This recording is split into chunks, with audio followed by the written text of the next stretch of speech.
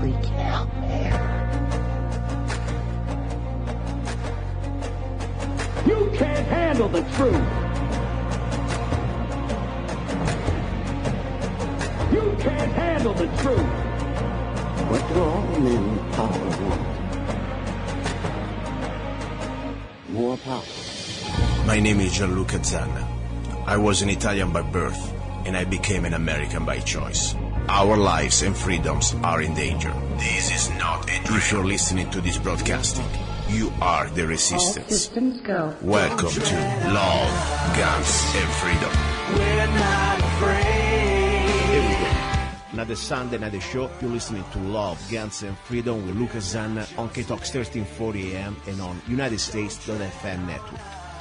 As you know, my dear friends, the purpose of the show, it is not to entertain. I'm not here to try to make you feel fuzzy or funny or whatever. I'm just here desperately, and I said desperately, trying to warn my fellow Americans that we are pretty much the last minute before midnight. And I'm not trying to be dramatic. The sovereignty of this country is pretty much at the last moments. I mean, we are almost completely under global government. Our freedoms, and not just today with Obama, but the last, for sure, 30 years, they've been eroded, destroyed. And we are living a new America, and I'm very concerned. I mean, this is something, all I can do here with my little show here, try to warn you up, that we must do something. We must inform ourselves. We cannot ignore things that they happen in front of our eyes. We got to do it for ourselves, for America, and for the next generation. The TPP, something that I didn't really touch very much, and I feel bad about it. Trans-Pacific Partnership, TPP, is something so vital that it's happening right now in front of our eyes that we must do something. And people want to say, you know, look, after all, we're talking about love, guns, and freedom, this show. What's that to do with this with freedom? It has everything to do with freedom. It's everything to do about our Bill of Rights, our Constitution. If we're still living in America that is under rule of law, pretty much with elected representatives that we elect, or with just some international bureaucrats. But I'm just a regular guy with an accent, and I wanted to find somebody that really knows how to articulate this nightmare that we are facing of the TPP. His name is Josh Bernstein, and is a great radio host down in Phoenix, Arizona. Josh, are you there? I am.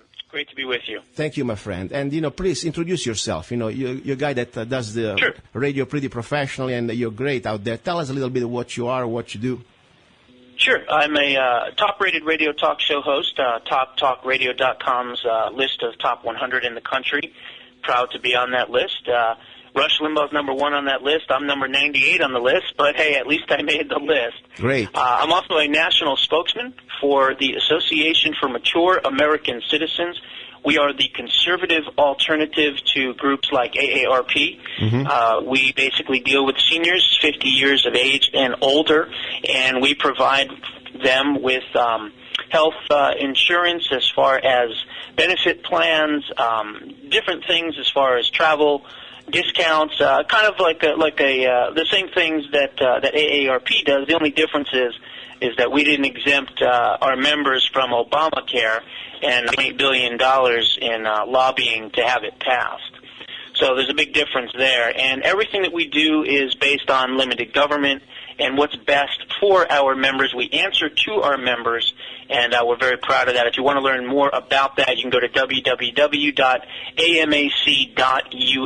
That's www.amac.us. It's only $16 a year to join. Wow. So that's what I do. I also am a political commentator on their behalf as far as radio and television. I just was on television yesterday, as a matter of fact, 2 days ago, on Newsmax television, where I had the privilege and opportunity to call out Michelle Obama for being a racist on national television. So, and I completely agree with you. That was a wonderful thing to do. She's a racist. Perfect. Now, please go ahead. You know, this is great because I heard that you have a great show about different topics. But one of the things you did best the last few days was, for me, articulating, explaining this TPP. What is exactly the TPP, Trans-Pacific Partnership? Why is it so dangerous? What is this? Well, the reason it's so dangerous is because it's not just a trade agreement. It will actually intertwine all factions of the economy and our own rights as American citizens. It is basically Obama trade, which is what I've been calling it because you have to pass it to find out what's in it. The Trans-Pacific Partnership is basically NAFTA on Jose Canseco-type steroids. Wow. Okay? It's a secretive trade agreement being negotiated by the Obama administration without congressional insight and or oversight. Put it this way, it is so secretive that it is being held under lock and key in the U.S. Capitol basement. Oh my and gosh. if anybody wants to take the time to go and look at it and read it, they actually are having their cell phones confiscated, and any notes that they take on the way out are also being confiscated. I mean, look, is this North Korea? Is this communist China? Is this Stalinist Russia? It's amazing to me that the Republicans are putting up with this type of behavior from this administration, from this tyrant in the White House. Now, let's go into what the details of this thing is. So far, there are 12 participants: the United States, Vietnam, the Sultan of Brunei, Singapore, Chile, Malaysia, New Zealand, Australia, Japan, Canada, Mexico, and Peru. Now, Obama Trade would submit, this is probably the most important part of this, Obama Trade would submit the U.S. to the jurisdiction of international tribunals established under the auspices of the United Nations. Wow. Okay? These tribunals would then supersede the U.S. Constitution, supersede the U.S. Supreme Court's previous and future decisions, and overrule any federal court's rulings. Oh, my gosh. Okay? Now, Article 1, Section 8 of the Constitution gives Congress the sole power to regulate commerce and trade with foreign nations, okay, and not the executive. So once again, as he's done with executive amnesty, which is illegal, he doesn't have the authority to do that either. He's now taking the authority and using it to negotiate trade and foreign nation deals. Now, what's interesting about this is that the Republicans are totally on board with giving this president even more of their power. Yes. Okay? Yes. If they wanted to, they could stop this. We would have that stopgap of, having the legislative and judicial branches being able to stop the executive. That's what we voted in November of 2014, but clearly we have not seen, take any action. So what Mitch McConnell is planning on giving Barack Obama is what's known as Trade Promotion Authority. Now, if you think back to his pseudo-populist State of the Union address earlier this year, one of the things that he said in about the 26th minute was, that's why I'm asking Congress to give me trade promotion authority so that I can level the playing field in negotiations, or something to that effect. Yeah. 99% of Americans didn't even hear it.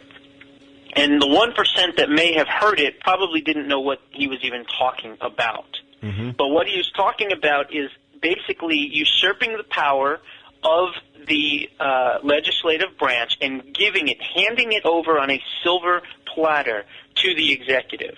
Okay, and that's what this Trade Promotion Authority is. Now, what's worse is that this is being negotiated not as a trade agreement. It's being negotiated as simple legislation, which basically means that it only needs a 51-vote majority to pass. It doesn't need the full, two-thirds ratification in order to become, a treaty. Yeah. So they're doing it purposely as simple legislation so that it's only a 51-vote majority, which then in turn violates not only the Constitution but also the advise and consent prerogatives of the U.S. Senate. Now, let's get into the gory details. There's a lot of people out there that say, TPP is bad and but I don't know why. And, well, what's bad about it? Well, I'm not sure. I just know it's secretive and nobody knows any information on it. Well, I can tell you because of my position in the media, I know people that have read it, and that's why I have the information that I do. Now, I want to take you into some of the gory details here. Let's talk about the reasons the left are against it and the right are against it. They're against it for different reasons. Okay, the left doesn't care about the fact that it's going to open the floodgates for immigration. Okay, the left doesn't care about the fact that it's going to, mesh us with Sharia law abiding countries, okay? Wow. The left doesn't care about the fact that it's going to take over the internet and have more content control. What they care about is the economy somewhat, but more importantly, the environment, okay? And the reason I say that is because it will actually make it easier for outside companies to skirt environmental laws and issues that normally American companies right now have to, abide by. And so the left is upset that, the environment will be damaged by having this agreement. So again, I hate to say this, this is an opportunity for us to actually work with the far left to help defeat this.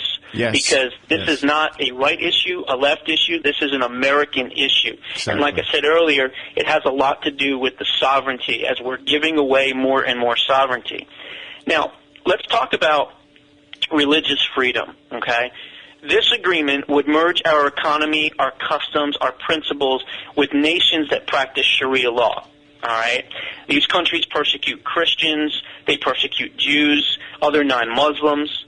I'll give you, for instance, one of the countries that we would be signing agreements with in early 2014 became a country that now practices Sharia law. I'm talking about the Islamic Sultanate of Brunei. Wow. Okay, what they did in 2014 is they changed their government over to Sharia law.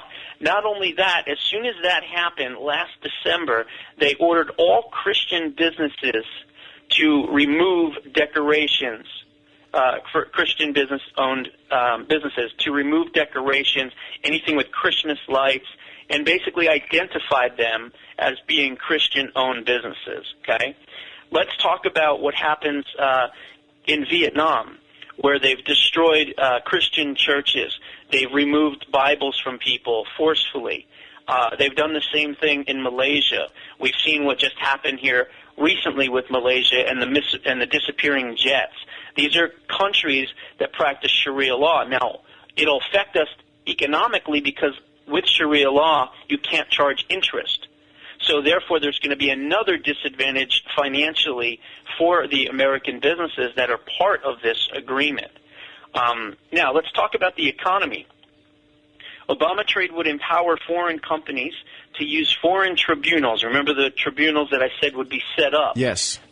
They would be able to enforce special privileges only available to them. And here's where, again, the left is upset. It would exempt foreign companies from EPA and other standards, even whereas American companies would still be forced to comply with, giving American companies a competitive disadvantage. Also, foreign companies under this agreement would be allowed to litigate American companies for costs associated with government regulations, something that American and other American-owned companies simply cannot do. Right now, there are about 700 foreign corporations and businesses now operating in the United States that would be empowered to skirt our courts and instead drag U.S. companies before this new UN-governed tribunal in order to make those U.S. companies comply with their rules. Yes, and I would like to say something, Josh. This is so important, and I really beg the listeners out there to pay attention, because this could be probably one of the most critical moments of our generation as Americans. This is happening under our watch. I know that, unfortunately, the Senate, and this is nothing new to me. I despise every Republican out there that voted for this sham, and I know how many Republicans vote for this. Every one of them, or few, did not vote for it. What do you know?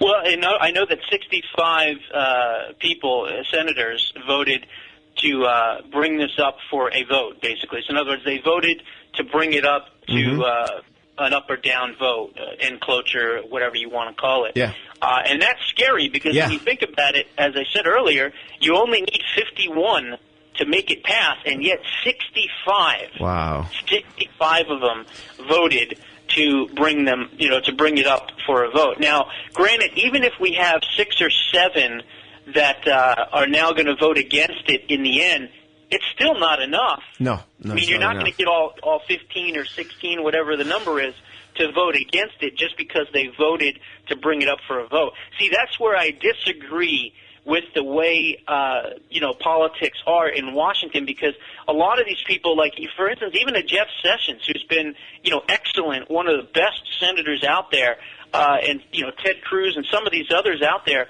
a lot of these folks, they realize that if they vote for bringing it into what's known as an up or down vote, the ability to bring it up for a vote, then that's doing their civic duty or their constitutional duty. Well, I would say that it's not, because if you know for a fact that the bill is anti-American, it's going to flood immigration, it's going to ruin the economy, why would you even vote for it to begin with? Exactly. That would be my question. Exactly. And if you look at history, you'll notice that votes that come out of cloture and go up for an up or down vote, they have a very high percentage of passing. Why? Very simple. Because if there's teetering senators that are thinking no, and we're putting the pressure on them by calling our senators and Congress and faxing and emailing and doing all the civic active duty things that we're doing, they're going to get some pressure, and there's going to be some that are teetering. So what's going to happen is the leadership is then going to say, well, I tell you what, I'll throw in this for your district, and I'll throw in a new rec center over here, and you remember that thing that you wanted to get, passed for your city 10 years ago? Well, I'll tell you what, if we can earn your vote, we'll give you that. Yeah. And that's what happened with Obamacare. Exactly. Obamacare was teetering on not being able to pass. And what happened? You had the Louisiana Purchase. You had the Cornhusker kickback. Yeah. You had all these things. And that's what happens, and that's what's so scary about this. I would like to say something, Josh. First of all, thank you, because this is so vital information. And at this point, I want to say something for everybody there, left, right. I don't care. I'm no party. I'm just a guy that committed myself to become an American. And I really believe every one of us now, we should do something. I know that pretty much we are now ready for a vote. Maybe our phone calls may be a waste. I don't care. We have the moral duty, in my opinion, to jump on that phone. And really much this time is no more be civil. I say scream. Don't say anything that could be, you don't want to, we don't cross the line. We are law-abiding people. We don't threat people with violence. But I tell you, scream is still part of our First Amendment. Think about somebody's raping your mother, and this mother is called America in this case. They are raping it, okay? They are destroying it, destroying the future of your children. Make us live with this new world order, because that's the bottom line, Josh. They are creating this global government. And the global government wasn't just started with Obama. They started a long time ago, the Bushes, and before and then the Clinton, and everything else is a continuous plan. And I say, Mitch McConnell, you are a filthy rat. I hope you can hear me, because you are the disgrace of every party. I wish you just say you go in bed with Obama at night and you have an orgy. At least we're happy, you're honest. Because this is disgusting. That's why people like Mitch McConnell, that's why I burn my Republican card. I'm disgusted. Now, guys, we need to put aside our differences. We must unite as Americans. I don't care which party you are. This is bad for everybody. What can we do besides screaming on the phone to these bastards in Washington? They're selling us out to the river. What can we do, Josh? Well, first of all, we could bombard Mitch McConnell's office with phone calls. Yes. And contact him, and I have the numbers here. Give me 1 second. I'll give them to you guys. Jesus, I'm so mad. Well, I can tell you right now that the U.S. Capitol is 202-224-3121, 202-224-3121. You can also go to a website, which is www.obamatrade.com, all one word, obamatrade.com, and learn more about this, of course. And then I'm trying to find some phone numbers. Let me see here. Okay. Looking through my stack of papers. I got Mitch McConnell if you want to. Let me know if you have it. Otherwise, I can give it to you. Yeah, go ahead and give it while I'm looking for it. Okay. Because, for example, we have two offices, the office in Kentucky and the one in Washington. I said let's go straight to the Washington. Here it is. Okay, go ahead. I got it. Go ahead. It's 202-224-2541. That's his Washington office. His Louisville office is 502-582-6304. His Lexington office is 859-224-8286.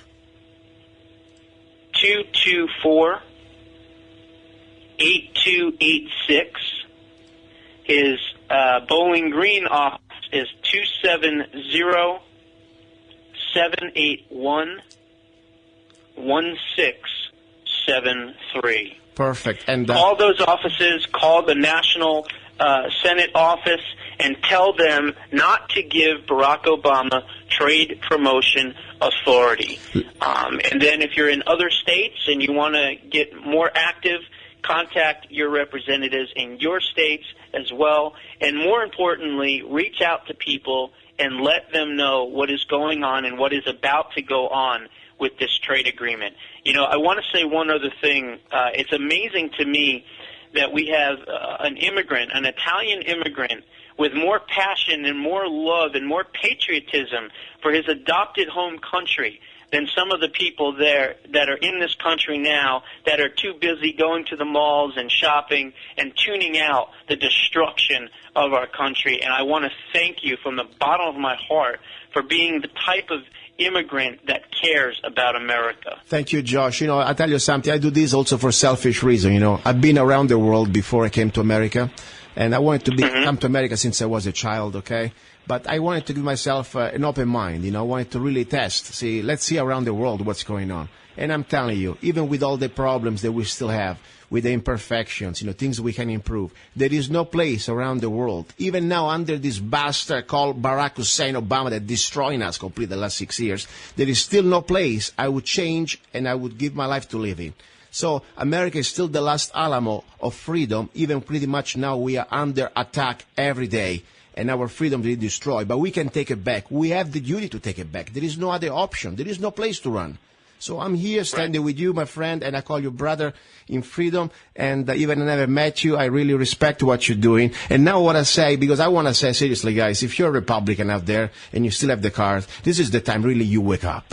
You've been sold out. Okay, listen to the voice of this filthy rat, Mitch McConnell, says Obama has done an excellent job pushing trade deal, because maybe you believe that you think we're just crazy here and we just try to bash Republicans, you know. This guy is a sold out. Like the Democrats, they're sold out to themselves, okay? If you're a worker out there, you work for a living in some factory, this TPP is going to destroy your jobs. They're going to be shipped down overseas more than ever. Listen to this 1 second only, because this is so bad. This is so bad that I'm freaking out today. Normally I don't get so emotional, I'm telling you.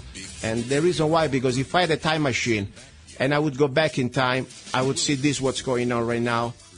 We had a chance to stop it, and we have to do something. It was going to be so bad. Listen to this. This is Mitch I'd like to thank the president, too. No, you're not hearing things. President Obama has done his country a service by taking on his base and pushing back on some of the more ridiculous rhetoric we've heard. And there is the Senate Majority Leader this Thursday, Mitch McConnell. He joins us live right now. Mr. Leader, thank you for joining us this morning. This is the president's top legislative priority right now, this trade promotion authority. You appear to be his point man in the Senate. What's it going to take to get it passed, and are you confident it will? Yeah, we'll pass it. We'll pass it later this week. The president's done an excellent job on this.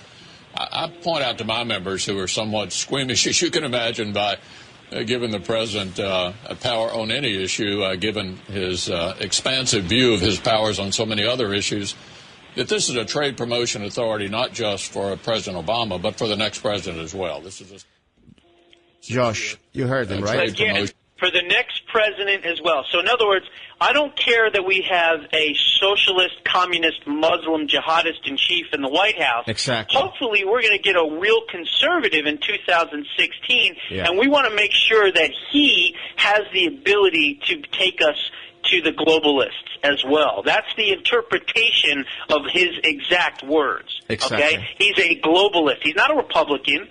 He's not a Democrat. He's not an independent. He's a globalist. He's an Agenda 21 worshiper. And he just said it right then and there. And I'm pointing that out for your listeners because you need to understand the language, the vernacular of what is being said to you, and be able to see through the leaves, through the trees, as they say, and see what the true meaning is. Josh, I love you, my friend. I'm going to call right now.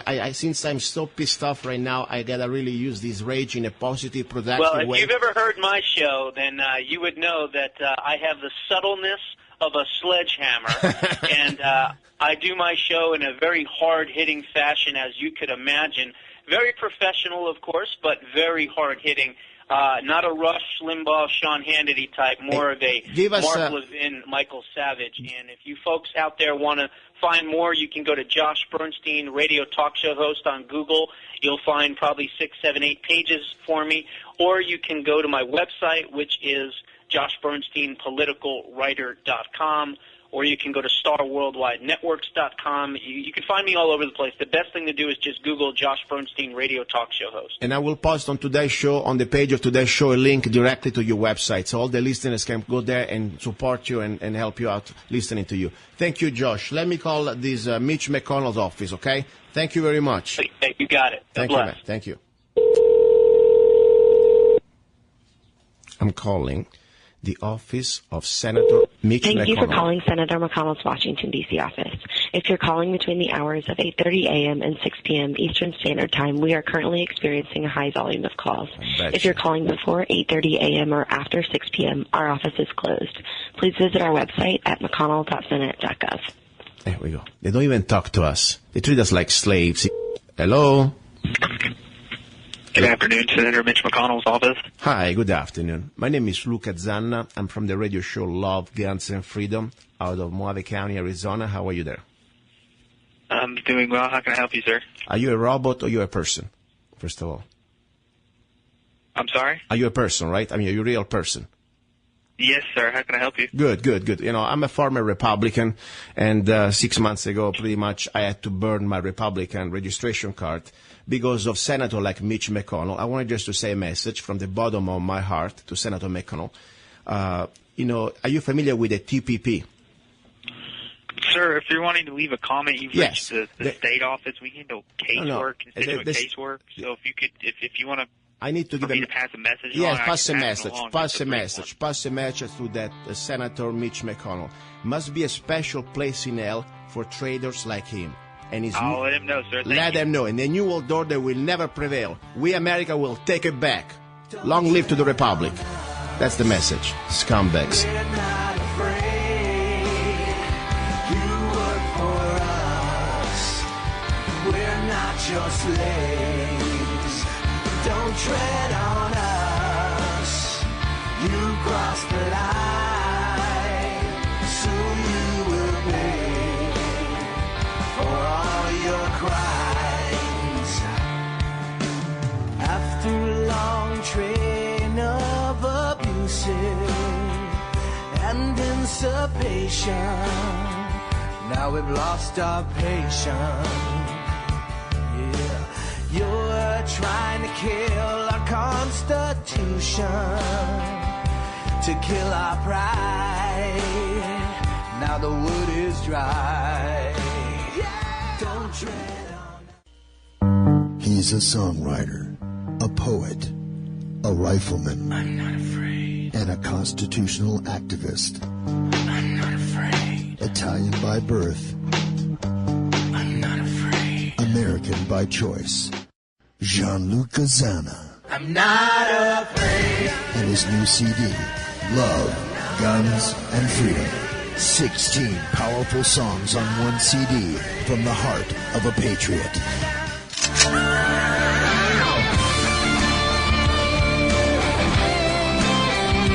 For download or to order the CD, go to www.lovegunsfreedom.com. That's www.lovegunsfreedom.com. Lyrics for your mind, music for your heart. Gianluca Zanna's new CD, Love, Guns, and Freedom. Hi, everybody. This is Luca Zanna. Here listening to Love, Guns, and Freedom on KTOX 1340 AM and on United States to the FM network. Now, you know, I really want to use this show as long as I have it because, you know, you never know what's going to happen today. You know, the FCC with the radio station being bought by other companies and internet censorship, who knows? I want to use this as an opportunity to pretty much send a message to humanity and a message, of course, to the American people, that we are under attack by globalist forces. And how they can create this new globalist utopia that's pretty much going to be like 1994 on steroids, where all our individual rights, they're going to be pretty much denied, gone. Simply, they will start, if they're smart, because I think they have a very long plan, not just doing it through implementation that already they're doing it, with force and regulations and constitutional agencies. Of course, they will try every way they can, but the most powerful way, they will pretty much destroy our republic here in America, especially, and completely destroy our rights, or at least try that, when they will brainwash, they will be able to brainwash the next generation. That's why I'm so passionate when it comes down especially to expose the plan of these globalists when they try to infiltrate like rats, like sneaky rats. That's what they are in the education system. And this is not just something happened today with the Common Core. It's been a long plan, okay? For sure, since the creation of the Department of Education, pretty much I call it the Department of Re-Education. We know that the federal government is being pretty much dictating many parameters and curriculums to the different states and the different local schools. And that's bad enough. But the problem is, who is really behind the federal government? That's the problem. Now, I have with me a guest that I really respect a lot because he's a young man and he's so educated about this matter of global government and also about freedom, because that's the bottom line. When people say, hey, what's wrong with you to be a citizen of the world? I would say nothing if, first of all, we would have a chance to vote for it, to decide. But more important, when I would like to say that I don't need to give up my rights. Because when you become a global citizen, just to let you know out there, for people that think it's so cool, guess what? You're not going to have any more individual rights. Because the only place where you have individual God-given rights, and if you don't believe in God, that's fine, just put it like individual unalienable rights, it is in America. In our Bill of Rights, in our Constitution, more important, the Bill of Rights and the Declaration of Independence. Nobody in the world. Go to read the United Nations Declaration of Rights. It's pretty much a joke, because every right they give you, they can get it back. So it's pretty much a privilege. So if you want to become a global slave, help yourself, but leave us alone. And that's why I'm here, because I want to fight this globalist with information. And I want to bring with me my guest. It's a great guy. His name is Alex Newman. And also is a writer for the New American magazine by the John Birch Society. And he wrote this incredible book that, I want to be honest, I didn't read it yet, but I like the topic. And then, of course, I'm going to read it pretty soon. But meanwhile, I have Alex with me, and the book is called Crimes of the Educators. Alex, are you there? I'm here. Thank you so much for having me again, Luca. I hope I didn't rant too much, because when I start, I'm kind of hard to stop. All right. Anyway, no worries. Listen, last time I had you on the show, it was very great experience, because you gave a lot of great information, facts about the danger of global government, called also New World Order, that now, of course, is becoming mainstream. 10 years ago, even 5 years ago, people used to laugh. Now it's becoming more and more mainstream. Now, you wrote this book with another author, Samuel Blumenfeld. How do you say that? Yeah, it's Dr. Samuel Blumenfeld. Perfect. And tell me a little bit about, first of all, what is this book about? What is the topic of this book? It's about education, but give us some generic information, the content of the book. Sure. Basically, what we tried to do was we started with John Dewey, and this problem goes back before John Dewey, but we started with John Dewey because he was critical in the establishment of the government education system we have today. He laid out a plan in 1898 for how to dumb down America's children, to turn America from a constitutional republic into a socialist collectivist utopia. Wow. And he openly admitted that this was what he was doing. So we start with John Dewey, and then we go all through the last 100 years showing how bad education has gotten. I should mention also, we spend a lot of time in the book talking about probably the biggest crime that John Dewey committed, and that is reducing the literacy of the American people. He knew that as long as the American people could read, and they could read their Bibles and their constitutions and their Declaration of Independence, it would be impossible for America to become communist. So he came up with this plan to teach children to read English as if it were Chinese. It's called the look-say, the whole word, the sight method of learning how to read. And this doesn't work. This is quackery. We have a phonetic alphabet, and so, of course, you need to learn phonetically how to read and write English. And so he said, no, we'll use this whole word method where the kids memorize what the word looks like as if it was a Chinese symbol, and then they're supposed to associate that word with an idea or a concept or whatever the case may be. And so this is absolute quackery, and John Dewey knew it was quackery. There had been experiments with it in the 1830s and 1840s, and it was such a failure that it was completely abolished all over the place. It was a joke until John Dewey came along and said, this is how we need to teach children to read so we can dumb them down. Okay. Excuse me, Alex, before I go ahead, because, I don't want to assume that people know everything. Sometimes I don't know everything myself. Of course, John Dewey was a guy who was working for the government. I mean, who was exactly? Because I understand was a very important planner for what's supposed to be our education. Was a private citizen or was a public servant? He was technically a private citizen. He had backing from the Rockefeller Foundation, the General Education Board. It was a Rockefeller philanthropy. And he started his career at the University of Chicago. This is where he headed up some departments there in education and psychology. And from there, he got his launching pad. He assembled his cohorts to implement this plan. And then he moved to Teachers College at Columbia University, the same place where Obama's terrorist friend Bill Ayers was educated. Great. And so he got millions of dollars from the Rockefellers to promote this absolute quackery in terms of education methods and introducing behavioral psychology into the schools, teaching children to read the wrong way, treating them as if they're animals to be molded, kind of like Pavlov did. And he actually went to the Soviet Union to study their education system. Mm-hmm. And he came back and he thought that was wonderful, producing lots of little collectivists using the government school system, just like Karl Marx wanted. He wanted, the 10 planks of the Communist Manifesto. One of the most important is government education for all the children. So Dewey thought this was an excellent plan, and he wrote openly about that America should be a socialist, communist utopia. He was one of the original signers of the Humanist Manifesto, which, of course, is communistic. It rejects private property. It rejects religion. It rejects truth. It rejects God. The very first point in the Humanist Manifesto is we believe the universe is self-existing and it was not created by a God. The very first words of the Bible are, in the beginning, God created. So it's basically the opposite of the principles that the United States was founded on, individual liberty, biblical values, etc. And he admitted he wanted to move us in this direction. He thought that it was going to be nice if everybody worked for the good of the collective and the common good, all the buzzwords that all the dictators in history have used. And so what he did with his cohorts, there was many of them, they started taking over the teachers' colleges because they wanted to educate the next generation. Let me stop you. Alex, let me stop you 1 second. There is some sort of, interferences, but I want to interact 1 second. First of all, you mentioned something very important, that people that will start to understand who is behind, because this person, he didn't have just all the resources to do all this evil doing just because he could. He was behind him, he had John D. Rockefeller, one of the Rockefeller's family, that is pretty much one of the architects of the last century of this global government. So much that people must understand there is a phrase that John D. Rockefeller said, and it's official: I want a nation of workers, not thinkers.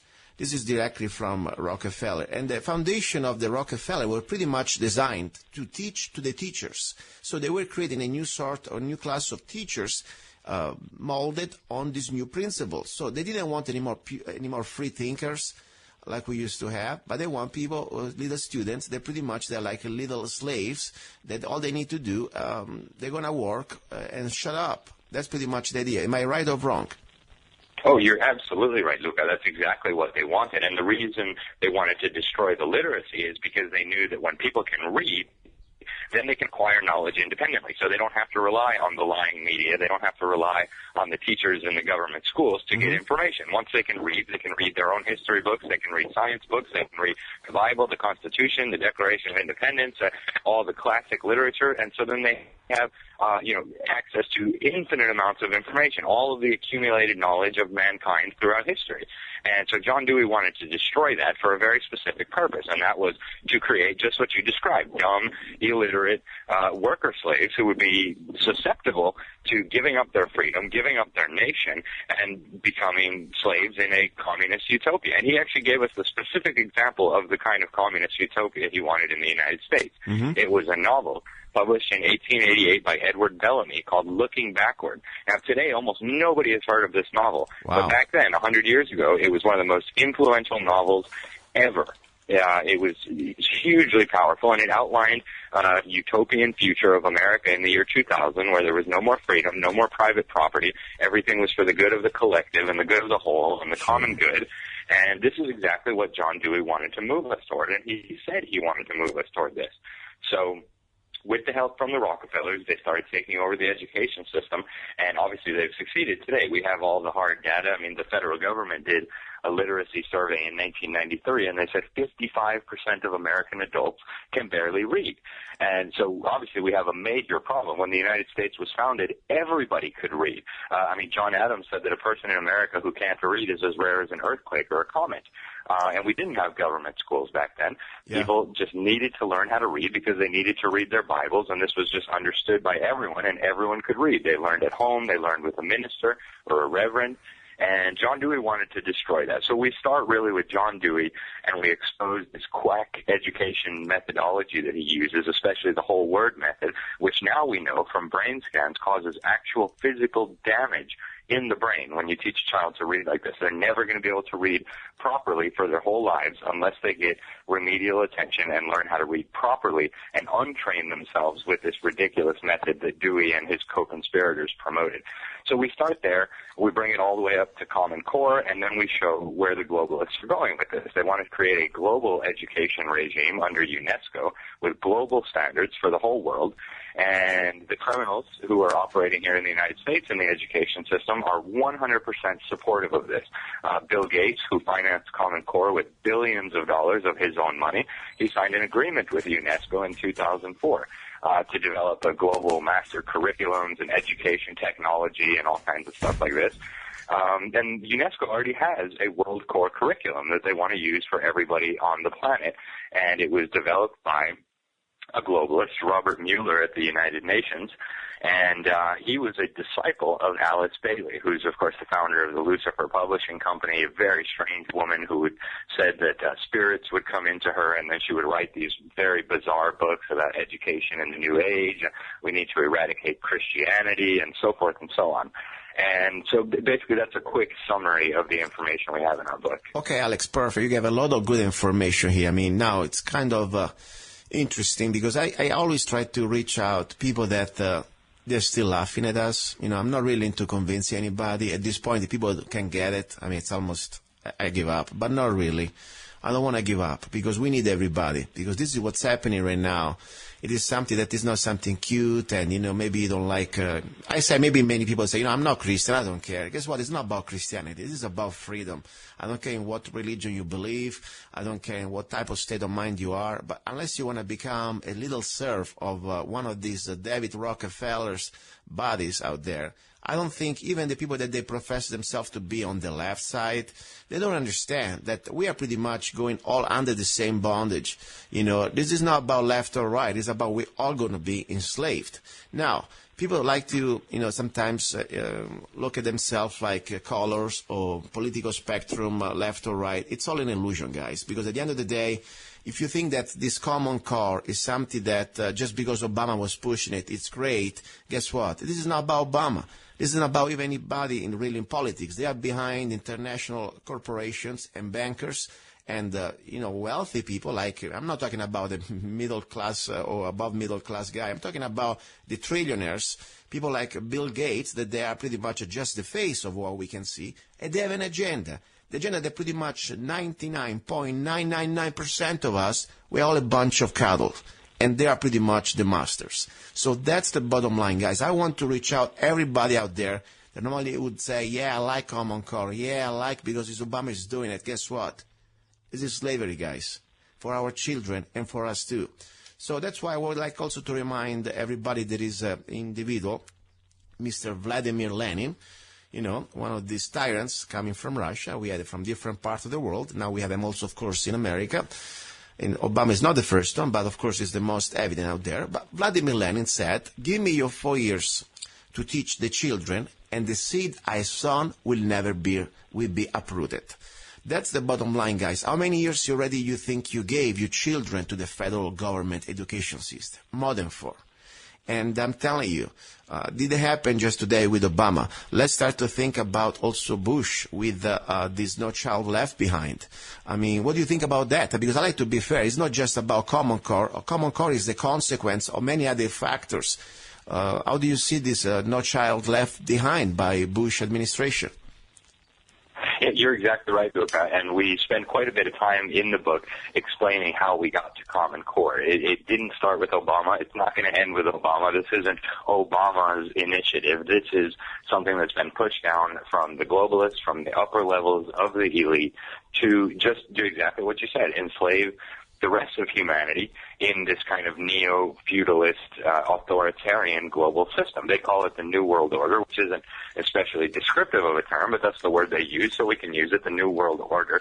And that's what they're pushing for. That's what all of this is about. And you're absolutely right that Bush's No Child Left Behind Act, which was, of course, written by Marxist lunatic Ted Kennedy, this was crucial in setting the stage for the emergence of Common Core, because what No Child Left Behind did was it said to the states, if you want federal funding, and of course all the states want federal funding because they just prostrate themselves to Washington, D.C. whenever federal funding is involved, they said if you want federal funding, you have to develop standards and tests for all the students, and then that's how the federal government is going to measure that your students are making progress and so on. So because of these mandates under No Child Left Behind, it was pretty easy to bring in Common Core. You already had federally mandated tests. You already had federally mandated standards. So then it was just to harmonize them all with Common Core, and that's where we are today. Now, Common Core, of course, is part of an international agenda, and they've been telling us this. Arne Duncan, Obama's education secretary, he gave a speech to UNESCO, and he said the UNESCO is his global partner in education reform, the cradle-to-career education reform agenda. And he says he's going to use education as a weapon to change the world, quoting a communist terrorist. He said he's going to turn the children into green global citizens using the government schools. And so this is the situation that we're in right now. And we have UNESCO, of course, is led currently by a communist. Yes. Irina Bokova, and I don't just say that as a figure of speech or hyperbole. She is an actual communist from Bulgaria. Her father was the chief propagandist for the communist Bulgarian regime that was persecuting and torturing and murdering dissidents and Christians. And Irina, the head of UNESCO, was a member of this Communist Party when she was in her younger years, and she was a member in her adulthood. Then they changed the name to the Bulgarian Socialist Party. It's still the same party with the same criminals, and she's still a part of it.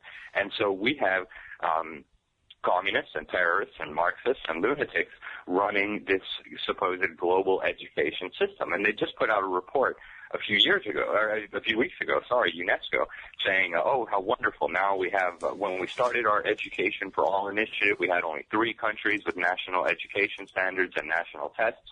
Now we have more than 100.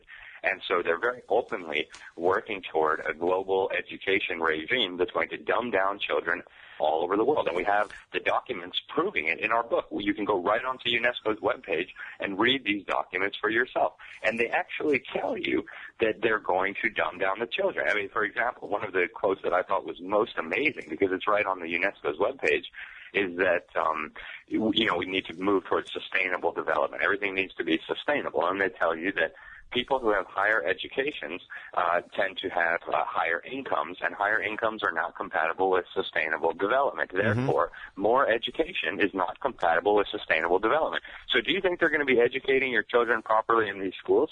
Absolutely not. You can be sure that that's not what they're doing. Yeah, and meanwhile, it's funny because just to make people understand that there are pretty much 2 classes here, okay?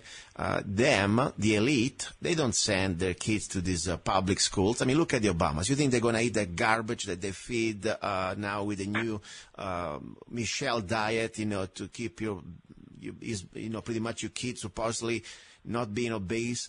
they have completely different standard of education, of food, of environment. I mean, this is like almost going back to the Middle Ages, where you have the lords and the kings, having a different type of lifestyle, and then they tell us exactly what type of lifestyle we can have. That's the very sad thing, and it's sad anyway, because bottom line, nobody's going to tell me how I'm going to teach or what I'm going to teach to my children. Now, what I like about these books, I didn't read the book yet, but I tell you something. First of all, I give you 5 stars just for the concept, because this is vital. People out there, you're talking about, so what's going on now? We're talking about guns here. What's going on now? We're talking about education. Guess what? If you do not save the next generation, the guns is going to be useless anyway. And more important, you're not going to have any more Second Amendment when your children or your child is going to tell you pretty much that, wow, what is the Second Amendment? You don't need it. So guys, we must really understand that all our rights, our guns, our freedoms, they're going to disappear. We are just one generation away to pretty much have it let destroyed by this or stolen by this globalist. That's why for me this is the most important type of ammunition is knowledge, how to take back our school system starting right now, not tomorrow, not next year, not something that you cannot touch in Washington. Let's start right now in your school district. Start to go out there in numbers. Put it like as the first priority. Think when you go into the, I don't know, if you like to go football, watch football, whatever you want to go to watch, 50,000 people that can fill up that useless stadium that pretty much is just being built to keep you busy and distracted and stupid. You give me 5,000 people out of whatever, 200,000 people that we have maybe in Mohave County, even 500 people, and go to the school district meetings and start to see what these new educators or what these new supervisors or whatever they are, they're telling us what type of education we can have, what type of books they're going to push to your kids. Start to show that you are alive, that you care. Because if you don't care here, guess what? It's going to be over. So I want to give you 5 stars just for the book. And also, I think this is incredible. I like the idea that I'm looking right now here, Dr. Samuel Bloomfield is a man that of another generation. We're talking about almost like somebody that is, you're working together with him, and we have the new generation, and we have at least probably 2 generations ago. This guy is over 80, this doctor, and he's amazing. It's like almost is giving you like to you the opportunity to keep the fight going. And how did you meet this incredible man, Dr. Samuel? How did you meet him? Dr. Samuel Blumenfeld really is an amazing guy. I mean, he has played such a big role in awakening the American people to the problems that we're facing with our education system. He's written 8 books already on education. He's written manuals that you can use to teach your own kids how to read very simply. I mean, I taught my own 4-year-old how to read using this in a matter of weeks. And so he is really something special. He's 88 now. And that was pretty much the idea behind our collaboration. We've written for a lot of the same publications. He writes for The New American, and I do. He writes for WND, and I do. And so we've been kind of connected that way for a long time. And then, we thought it would be a great partnership because I've been writing on education for 5 or 6 years now, focusing on what's going on now with the Common Core, with the UNESCO, with all of this stuff. And he's been in this battle for, 60 years. So he knows all of the stuff going back to John Dewey, going back to Horace Mann, the architect of the Prussian school system being brought here into the United States. And so together we thought we would make a good team, and that's how we ended up collaborating on this book. Okay, Alex, before we go, I want to give the opportunity for the listeners, first of all, to find your book. I found it already on Amazon. Besides Amazon, any other way people can buy it, how they can purchase? You have a website or anything else like that? Yeah, actually, you can get autographed copies from the WND Superstore. It's superstore.wnd.com. And then people can also order it from Amazon. Walmart has it online. Target has it online. Barnes & Noble has it online. And some bookstores around the country have it also. But the web is probably the easiest and cheapest place to get it right now. I think, guys, this is so important, seriously, for the listeners out there. I really believe, if you want to preserve our freedoms, and this is not going to be said, I see already some selfish people say, I have no kids, I don't care. Guess what? You should care. Because first of all, even if you're selfish and you're just living here for yourself, you're not going to make it through. You're not going to be dead and thinking that you still live in freedom, because our freedom are already gone.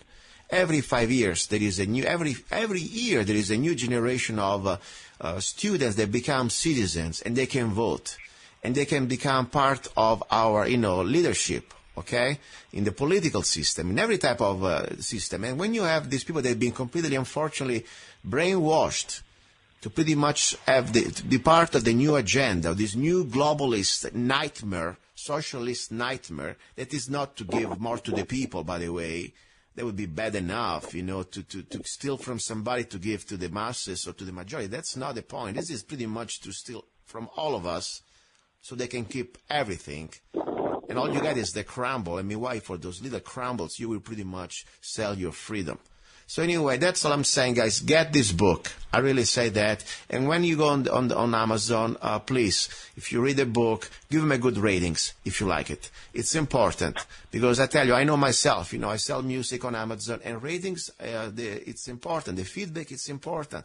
I'm sure that the Rockefeller family and UNESCO do not like this book, and I'm pretty sure that as they start to get aware of this book, they may start to unleash the little trolls out there to try to denigrate this book. So we got to fight back. This is not a show to just have fun and listen to the news and kick back. No, this is a show for people who care, and we got to go back into the fight. Get a copy of this book instead of wasting at the bar the money or something else. Do have also that if you want, but you can get a beautiful $15 for the soft cover or $20, whatever. You can find deals around. Get a copy and start to read it. Share it with your wife. Share it with your teachers or the teachers of your kids. And more important than, start to spread it out because we need to reach critical mass in understanding these facts, so we can start to go even in our local meetings, in our state legislators meetings, when we go to meet our state reps, or more important, even to our state usually legislators. But sometimes they're good. We must give them a chance, and we got to fight at every level. That's the only hope we have. Alex, I salute you. Thank you very much, my friend. And it's been an honor to have a copy of your book, and I will read and I'll do my part. As I read this book, I will give a beautiful review on Amazon, and I'll pass it around. Awesome. Thank you so much, Luca, for the opportunity to come on the show and share this information. And thank you so much for, just giving us the chance to spread this out there. Because you're exactly right. If we don't do something about this problem, everything else is a moot point. If they get the minds of, the younger generation, there's no going back. No amount of, constitutions and guns, nothing is going to stop the problem. And they understand that, and we need to understand that if we're going to have any hope of keeping our freedom in our republic. This is today a broadcasting that was pretty much happening here in 2015, okay? We're in May of 2015. If anybody in the future, like a message in the bottle, will listen to this broadcasting, if my YouTube channel is still out there, it wasn't pretty much, obscure or whatever, we tried. And I want to have all of you guys, listeners, that you try your best. We're not going to go down without a fight against these bastards of the New World Order. That's my promise to you, Alex. Amen, Luca. Thank you, my friend. Okay, guys, you're listening to Love, Guns, and Freedom with Luca Zanna. This, for me, was the most important information for now because, as I said, information, we must be educated. We must have facts. We must fight back with information. Now, of course, we're going to talk a little bit about some other stuff. The show is about guns, and we'll talk about guns, too. So it's all about the same thing. We all talk about freedom. Don't go away. You're listening to Love, Guns, and Freedom with Luca Zanna.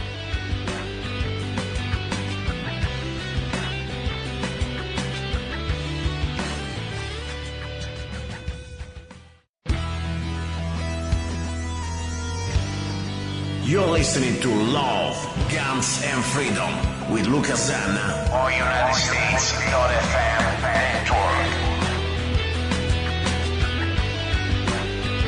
Here we go, guys. This is Luca Zanna. You're listening to Love, Guns, and Freedom on KTOX 1340 AM and on United States.FM.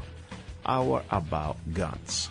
This hour I try to share everything I know. More important, not what I know, what other people know better than me, about training, mindset, rifles, handguns, shotguns, doesn't matter. Of course, also about Second Amendment news, legislative information that we must be aware, and also something little more than just the tool, the gun itself. Also the how to organize as like-minded people for what's coming, and finding each other.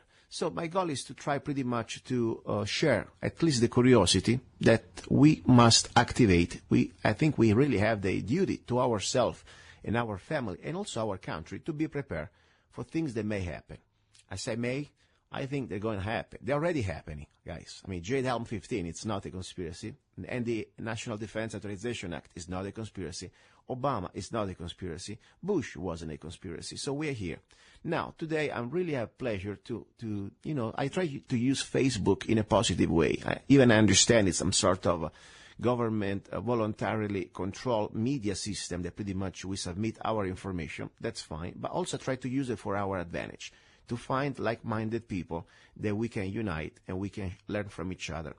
Today, I'm very happy because, I've been talking on Facebook with this gentleman for almost, I think, more than a year right now. And I know all his journey, all his dreams, and also all his, mental challenges, leaving behind the state like California, like I did almost 10 years ago, and finally crossing that river. I call it the river of pretty much of pain, because, it's like when you leave that river, I really believe you feel better and you leave pain behind. I remember when I left the river, I pretty much screamed, I was screaming like a crazy person. Anyway, this is David, my friend David from Chloride, Arizona. How you doing, Dave? Well, I'm doing great today, and your intro just brought up a bunch of thoughts to my mind. We met about 11 years ago at Campo, out in the desert, if you remember that. Yes, now I remember. We talked about that recently. I said, wow, world is very small, especially this world. And I'm glad finally we found each other. I'm glad that you finally crossed that river and you're here with us. I consider this almost like the Alamo of America, Arizona, And, well, yeah, it is an American redoubt. A lot of my friends and family went northwest, Pacific Northwest, and I grew up in the Rocky Mountains, and I just didn't want to handle any more snow. Yeah. So I scouted Arizona for a year, coming over here, checking out the laws, checking out how, what type of business I could set up. Of course, I have relatives here, too. But when you said crossing that river, as soon as we crossed over that bridge down there, and it was the border of Arizona, it was like a huge weight was lifted off my shoulders. I literally was told by doctors that I had 3 to 6 months to live because I was dying from all these ailments. It wasn't any one thing. Wow. I got over here a month later. I'm feeling great. The doctors say they don't find any sign of cancer. They don't find any sign of the other things they were saying that I had over there. And it was just the spirit of the state, the evil, vile spirit of the state was killing me. It's true. The power of mind is very powerful, like the power of the soul. I mean, the moment that we still have a goal to live, and you feel like you have hope, I think the human body can rebound and pretty much can give you a lot of energy to fight even physical diseases, And I understand, at least, that this is not perfect. We're still living on planet Earth, and there are a lot of things I would like to improve. But when you come from a state like California, or New York, or even Italy, of course, don't forget where I'm from, I mean, this is like still we have hope. We have hope to make things better, and more important, we still have some basic human rights that nowhere else in the world have. And I know people may say, you know what, again with the guns. Yes, again with the guns, because I distinguish a human being from a subject when I have the right, God-given right, to carry a weapon without government permit. That's the bottom line. If you are a law-abiding person here, you don't have any criminal record, you know very well that in Arizona I don't need to have any permit to carry my weapon. This is not about being afraid. It's about a status, psychological and philosophical symbol. The symbol that even in history, only the Romans used to be able to carry a weapon. Slaves, they were never been able to have a weapon unless master gave it to him for a while. So that's the point. We are here right now standing together as a free human beings. Even, of course, we still have things to improve, but better off, for sure, than be a complete cow to milk in California. Now, let's talk a little bit about your background. You talk about something, of course, about your physical diseases that didn't happen by accident. You are a veteran, a military veteran, exactly, an Army veteran. Tell us a little bit about that, please. Well, right out of high school, at 17 and a half, I joined the Colorado Army National Guard, did that for 2 years, and then went into regular Army, and that's when the trouble started. They sent me to a military police academy at a place called Fort McClellan, Alabama, just outside of Anniston, north of Atlanta. Okay. And I was there for almost a year and went on to do other things in the military. But in '92, when I got out of the regular Army and went into the National Guard, I started having symptoms of multiple sclerosis. Wow. So I got treated for that, and the VA said it had nothing to do with them. So I went to civilian doctors. Then after about 2 years, they said I don't have MS. I had Lyme's disease. So they treated me for Lyme's disease for almost a decade. And it's a debilitating disease, and it wasn't getting any better. Covered in sores, almost like, not as bad as leprosy, but pretty close. Sorry about the wind there. I'll turn my body. I'm outside. Okay. But so I've been going to the VA and arguing with them, trying to find out what it is for the last, 10 years. Well, finally, an email was leaked from the Pentagon that said that they knew for a fact that we were coded in dioxin and PCBs. Now, the dioxin is known better as Agent Orange. Wow. Monsanto has a plant at Fort McClellan. Oh, my gosh. And the ground, the water, the air, everything. So for 11 months, I was rolling around in it, sucking it up and eating it. And people were having seizures. We all had upper respiratory infections, but they said, oh, that's just barracks life. They lied to us. And I wasn't maybe 20 years old at the time. I didn't know any better, so I put up with it. Well, now this memo comes out. As well, 1.5 million soldiers went through that base since the Korean conflict, and most of them being nurses and military police and chemical weapons specialists. Let's just treat their symptoms but not give them a diagnosis, because if they sue the government, it will bankrupt the government. Yeah. What they ended up doing is giving $700 million to the town of Anniston, and they fenced off the base. Wow. It is now a Superfund site. It is more contaminated than Chernobyl. People can go into Chernobyl for a limited amount of time. Yeah. No one is allowed into Fort McClellan right now. So wow, this is amazing. Go ahead. I'm sorry. I'm kind of not really in shock, because it's not the first time. But what I'm in shock is that this is not the first time. And people still out there, a lot of people that think just because you criticize the government, you are not a patriot. I mean, guys, this is, there are criminals everywhere. And the government, it's not America. We are America. And when we have situations like this, we must be strong enough to expose this evil and point it out. And this is not about being an American. And I'm sorry it happened to you and to all the other soldiers out there. But what do you think? Is this something just negligence, or maybe there is a hidden plan? Because this is kind of happening a lot now with veterans. They treat them like almost soldiers to dispose. First you use them, and then they come back and they start to have all these strange diseases, like almost a killer machine that they need to put at sleep after a while. What do you think? Is just my conspiracy mind right now? Well, no, because a knee-jerk reaction for me is always to go the other way, to say, well, it had to be negligence. They wouldn't have done this to us. Yeah. But then I remember that of all the other things they've done where they've needed guinea pigs. Yeah. The Tuskegee students in Tuskegee, where they injected them with syphilis and all kinds of horrible stuff. Exactly. And that was a government-run program. And the denial of Gulf War syndrome. I see those guys when I go to the veterans hospitals and venues all the time. Yeah. These guys from the first Gulf War, people from my unit that went over there came back, and their children are born with flippers, and they deny it, and then suddenly say, okay, yeah, we knew. Yeah. So, yeah, I would say it's a conspiracy of just ignorant people that think they can get away with it. Yeah, they think the government's so big that they won't even know who to point a finger at. They think they have anonymity. Well, the fact that Monsanto gave that town $700 million to keep quiet. Wow. To me, that's because I tried to contact people, and they're under a gag order. They can't talk about their husbands that died while they were working as civilians on the base or the plant. They do this stuff all the time. No. And to me, my knee-jerk reaction, I try to be fair. Yeah. And then I go from that point, but it always leads me down the rabbit hole to where I find out, like this memo that came out, just lie to them, tell them all they have Lyme's disease or, anything, treat the symptoms, but don't admit it. Now, this is my point, From here, we go also the point now that is official, the official documents out there the last few years, not just with Obama, but also with Bush administration, that pretty much veterans, especially returning veterans, could be considered potential domestic terrorists. When you add up all this and they start to deny your basic human rights as the Second Amendment without judge or trial, just because the doctor sent you a letter. Okay, this is serious. There is a pattern here. a pattern that pretty much whoever is in charge of what's supposed to be our government are very fearful of smart or knowledge people who took an oath to defend this republic, and in good faith they were ready even to give their life. We're talking about U.S. soldiers, okay? So now, after you come back, you got your training and you got your experience, and maybe you start to know the truth, you start to realize that you may be a potential danger for the establishment. And I wouldn't be surprised at all that pretty much between the vaccinations and exposing you to all these different type of agents, knowingly, they know this stuff. I wouldn't be surprised that this conspiracy is so deep that unfortunately it's part almost like to dispose of a weapon after you don't need it anymore. But we will see. Now, the point is I called you here because first I wanted to congratulate you, and I'm happy for you. You're feeling better.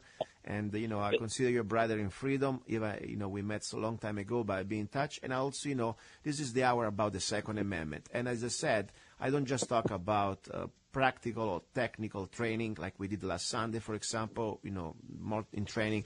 I like to talk also about mindset, how to prepare communities with the help of veterans, of course. That's why I think they're so dangerous, these veterans, and I've been sarcastic here to the establishment because they know very well that when they want to pretty much take over this republic like they're doing now, and more important now, they want to take over our land, our rights, our children, and everything else, they need to face 25 million veterans that I don't care how, old they can be or how full of vaccines they are. If they still have a little bit of blood in their veins, they're going to put up back a fight to all these fascists. So my point is, you grab my attention. First of all, you are very into communication, that I like the idea of what you do, this micro-broadcasting that pretty much allows everybody to cover small areas of the country with some sort of FM broadcasting. And I think that could be very valuable to do it, especially in case of emergency, to have sharing news or sharing emergency news, or even just to broadcast vital information, like, for example, a radio show. Now, tell me a little bit about this micro-broadcasting, and then we talk about this preparation program that you told me about, the 20 families, okay? Let's start with the micro-broadcasting. What exactly do you do? Well, micro-broadcasting, some people would call it pirate radio, but it's not pirate anymore. Mm-hmm. Anything under 100 watts FM, you follow certain strict guidelines.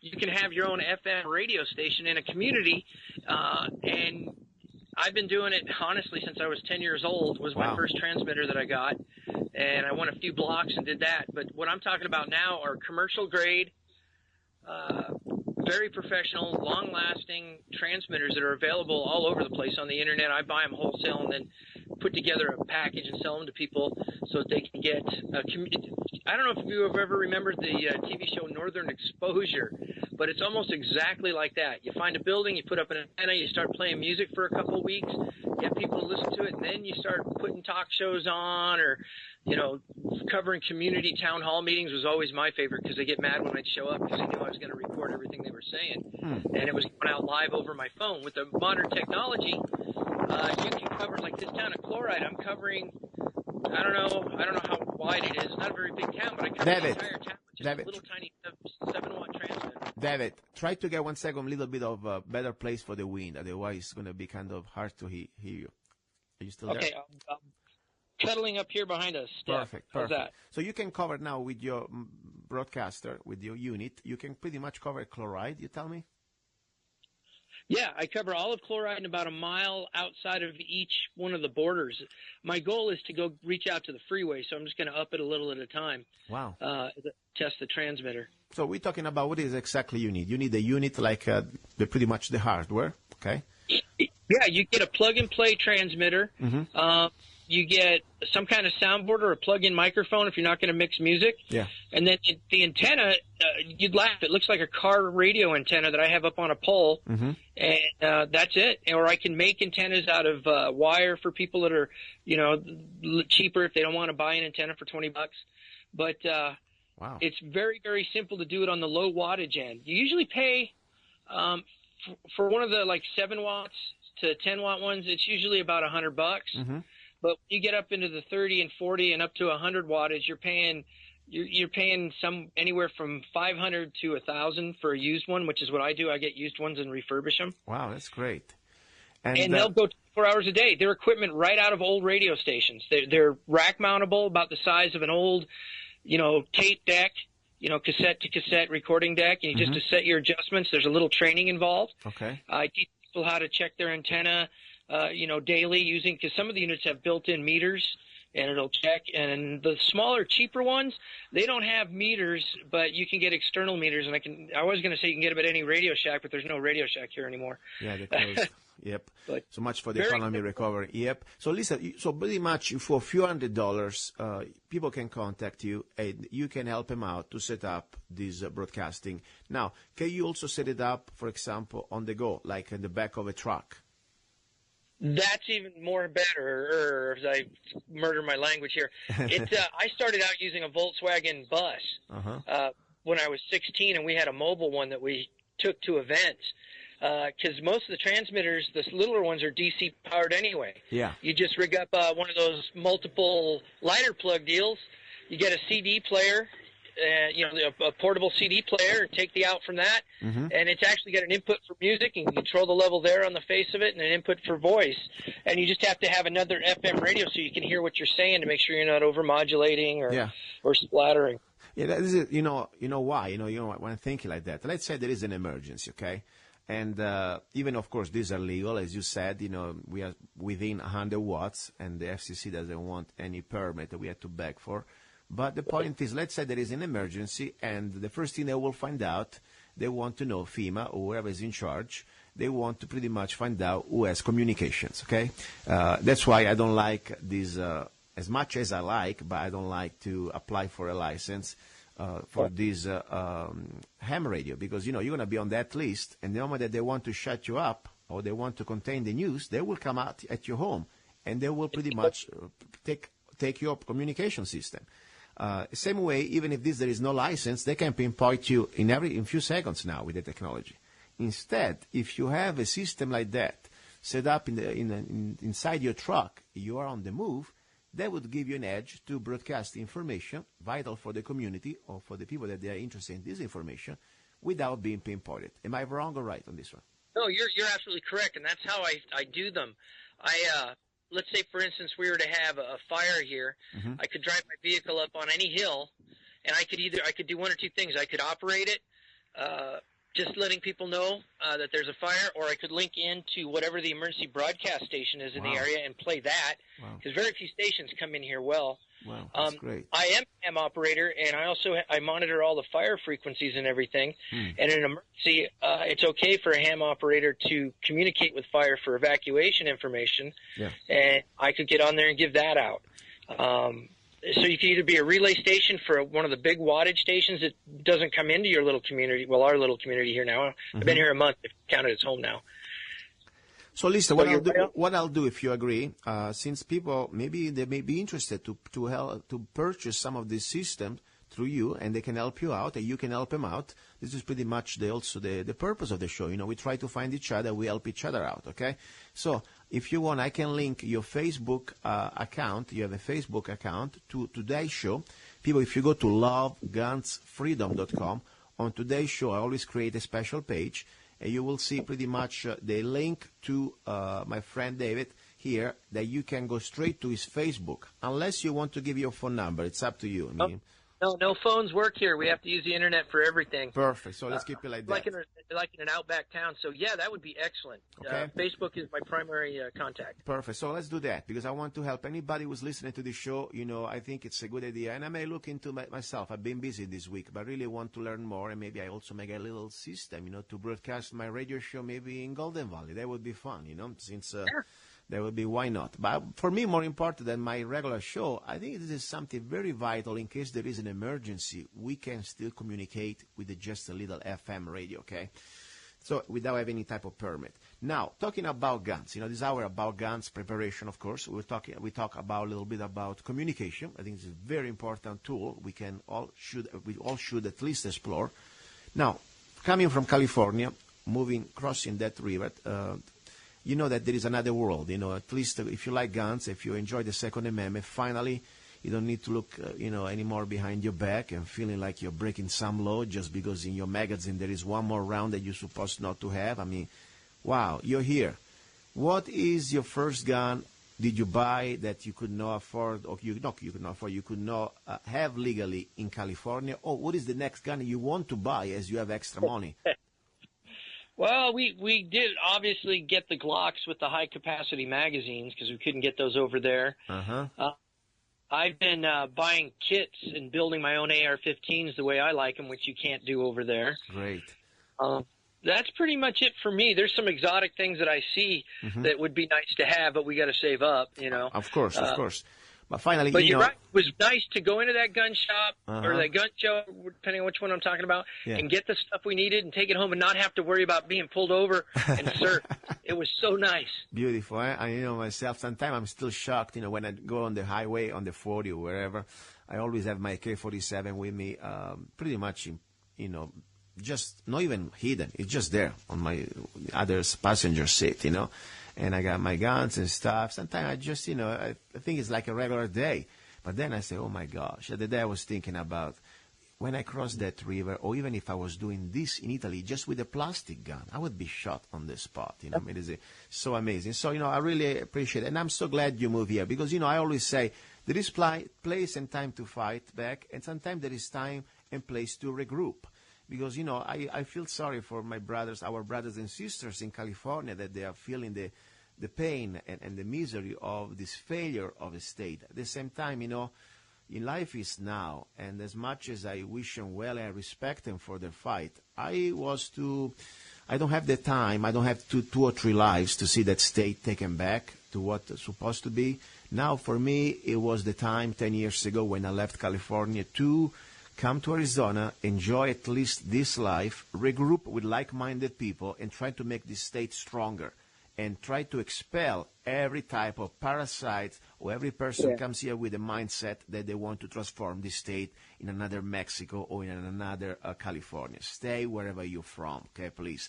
And we can still do it. Legislators, they're not perfect, but for sure they're better off than all the California put together because at least, in Arizona, the legislators, they have term limits. They are not like, forever, okay? So we can work with them, and we don't agree with everything, but most of the time, at least on the Second Amendment, this state is still the #1 state, according to Guns and Ammo, 2 years in a row, the first state in the Union for the Second Amendment right. So we got at least that down right.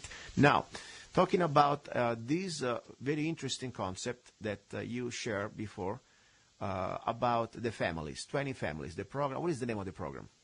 It was created by Captain Steve Klein, retired Marine Corps, a friend of mine, and he calls it Code 20, which I like because it's things have to have a catchy name these days. Yes, yes. But it's 20 people, individuals or families, in any zip code that are willing to take an oath to defend the Constitution, the people of the United States, and to defend their faith against all enemies, foreign and domestic. We find people that are willing to do it. And if you don't have 20, if you got 2 families, we still come out and train you. We try and figure out, a place where we can take you for survival, for shooting. But the first parts of Code 20 are all proving that the law comes from God and the law written on a man's heart is prima facie. That the Articles of Confederation, the Declaration of Independence, the Northwest Passage, I forgot the name of the document, and of course the Constitution are written by men simply reflecting those rights granted by God alone, and it's for everybody. The only people we won't train are racists. We have nothing to do with them. I don't care if they're white, brown, green, or blue. We've had them. Different groups call us, and we're like, no, because you're breaking the first law, of God's law, which is love, and you can't hate some other race based on your blood. That was just a rotation of the wheel for you. But we get families that just want to learn the Constitution, so we do that much, and then after that we teach them basic survival both in the field and in their home. And this stuff takes a while. It's not something you do overnight. This isn't a weekend getaway. We have to come back several times. Yep. Once we find that these people understand the law of the land written on their heart by God, then we start teaching them weapons safety, weapons function. If all you have is a pistol, that's all you're going to use to get a rifle. And once you get a rifle, you get something bigger. We use history. We have the rebellion in Algiers that we use. We use the war between the states where certain partisan types resisted. And to prove that it's the angry farmer who's been pushed too far that gets his granddaddy's rifle off the fireplace is a lethal warrior if they choose to be so. You mentioned if you want to fight or flight. The Bible has excellent doctrines on that. The doctrine, biblical flight, biblical deception. It's all there. And we're grounded in the Bible. We're grounded in natural law. And it will take people as far as they want to go. If we've got a guy in our group that'll train them to be long-distance shooters if they want that. This is a decorated person from actual battles. He'll take them up into the mountains for 5 days and have a class. Very good. All we ask for these things is donations. Excellent. You know, like sometimes Steve ends up going all the way to Missouri and stuff. He says, just feed me, house me, and pay for my gas home. Yeah, and and this is great. That's why I really see now. Not because I need to see it now, but I can understand very well why a tyrannical government, a despotic government, a government that pretty much wants to destroy this republic, is so afraid of people like you, my friend. Because when you're a veteran and you love, of course, freedom, and you love the Constitution, and you love God, automatically, the moment that you love God, I don't care which God, of course, I'm Christian, but that's not the point. You completely break the first law of the tyrannical government, because the tyrannical government thinks that it is God. That's why they want to destroy Christianity, or they want to destroy, in general, people who believes in the Almighty, because the government will be God, and you will submit to their pretty much power.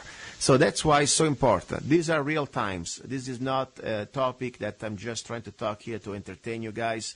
I really believe that this is 2015, and we are in May, and many things already happened the last 10 years, but more they're going to happen in the next few months, I believe.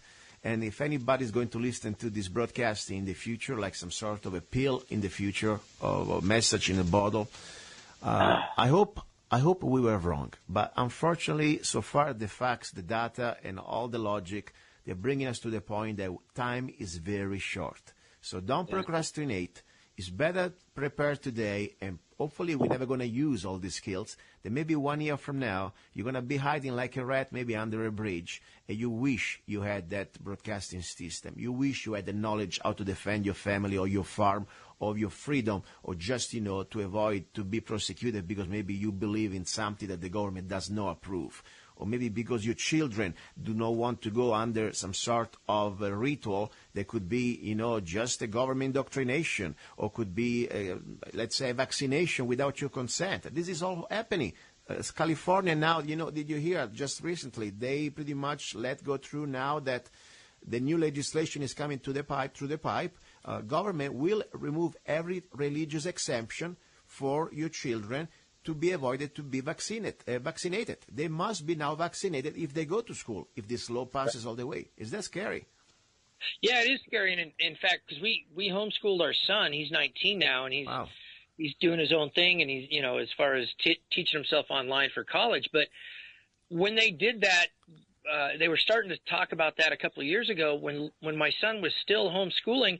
We saw this advertisement on TV where you could homeschool through this company. Well, we did all the paperwork, and they said, okay, we need to see his inoculations. Wow. I go, why? He's being homeschooled. Yeah. They were like, well, California requests that we asked for it. And I'm like, no, so we'll just do it ourselves. We live next door to a library. We can handle it. Yeah, and on top, you hear that. Now even homeschooling is becoming so difficult in California. It's become almost illegal, I heard. More and more difficult. So, guys, this is serious stuff. And I really say always, the best way to prepare for what's coming, it's be open and have the will at least to learn. And when you find a veteran, use him in a good way. Try to learn from him, help each other, help him out. He can help you out. We need veterans. We need every veteran. And of course, we wish our soldiers that instead of being deployed, over 100 countries out there in the middle of nowhere, completely away from us, would be back home because we need them here. Supposedly they are fighting for our freedom. Yeah, we are losing our freedom here right now in America. And our enemies, unfortunately, they are not in some foreign country. They are exactly in one little district of criminals. And that's where most of our, tyrannies, they are coming down from. So listen, my friend, go ahead. Oh, I said you're 1,000% correct. Every time I see another general or flag officer kicked out, everybody gets mad. I said, no, we need them to form the militias because I can't do a militia. I'm just too ill and stuff. We need generals. We need captains. We need majors. So everyone Obama kicks out, I hope he follows his oath and goes back to his community and just doesn't sit there and play golf. Yeah. But finds ways, like Captain Steve Klein. Mm-hmm. He was working for the Marine Corps making $500 an hour as a contractor to teach Marines how to deal with Muslims because he's an expert on Islam.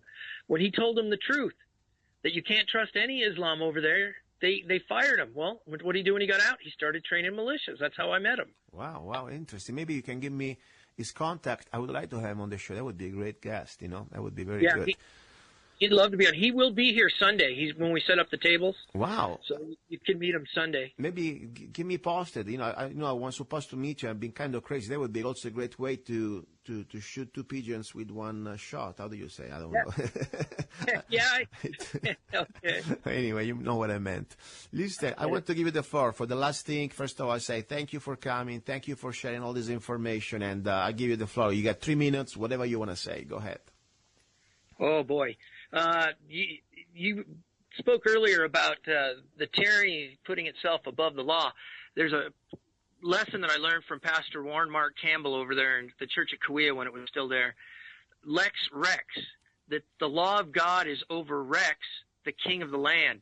But yet today what we have is Rex Lex, where the government, the king, puts himself or herself now over the laws. They don't even obey the same laws that they write.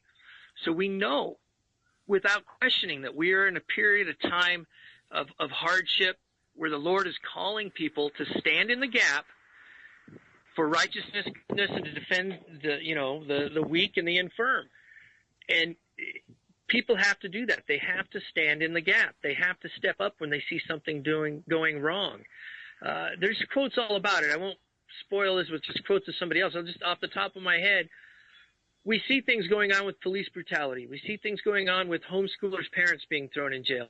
We see dairies being attacked by SWAT teams because they sell natural milk, which is what I grew up on. Mm-hmm. People can't grow an herb because the government wants them to be able to control it, but hasn't got the guts enough to try. It's a time of madness. It's almost like we have a foreign occupation country. That's what I always say about Obama. God didn't throw us into captivity because of our sin. He brought a king from a foreign land, Kenya, to lord over us. And I strongly 100% believe that. And I know that God has cursed this land, but if people who are faithful to him stand up, and I'm seeing more and more every day. I never thought I'd see this in my lifetime. I've been doing this since I was 18 when my father was a Montana free man. Mm-hmm. And he opened my eyes to the New World Order and all that stuff. Wow. And the only reason I joined the Army was to learn skills. That was what I did. But all around us, the signs are there. Only the blind don't see them. If you don't have situational awareness to admit to yourself that things are going bad, anywhere, even here in Arizona, there are things. Our governor just vetoed that bill so that we could take back federal lands county by county, which would have been great. I know. This is something, guys. This show, I pretty much open to everybody who respect each other. Let's say some of you guys, listeners, say, I don't believe in God. What is he talking? That's fine. You don't need to believe, The point is, if you understand that regardless if you believe in God or not, you're still going to be treated like a slave. That's the bottom line. If you think that the government, and God, you don't need to believe in God. But the point is, the government is not your God. Let's take it this way. Then if you want to believe in the Almighty, that's another story. But the government is created by us. We the people, right. We created the government, okay? So that's the most important thing. Then, of course, it's up to you if you want to believe in what you want to believe. Listen, I really appreciate it so much. And I want to say one more time, this is great. I'm glad you came here. And we got also, of course, whenever you got the chance to go practice a couple rounds together, I'd like to go shoot with you. Maybe you can introduce me some of your friends. So now I want to dedicate a song to you. And, you got some of my CDs. Which song would you like me to play for you, your lady? I love Arizona. My wife plays that song over and over again. Okay, I'll play for you right now. I love Arizona for you and your lady. What is the name of your lady? I forgot. I'm sorry. Stacy. Perfect. Stacy's my wife. Very good. So listen, guys, this is for you, and you're listening to Love, Guns, and Freedom with Luca Zanna. Don't go away because we have the final part of the second hour. We'll talk a little bit more about guns in the tactical way. Okay? I love Arizona, state of the free, state of the free.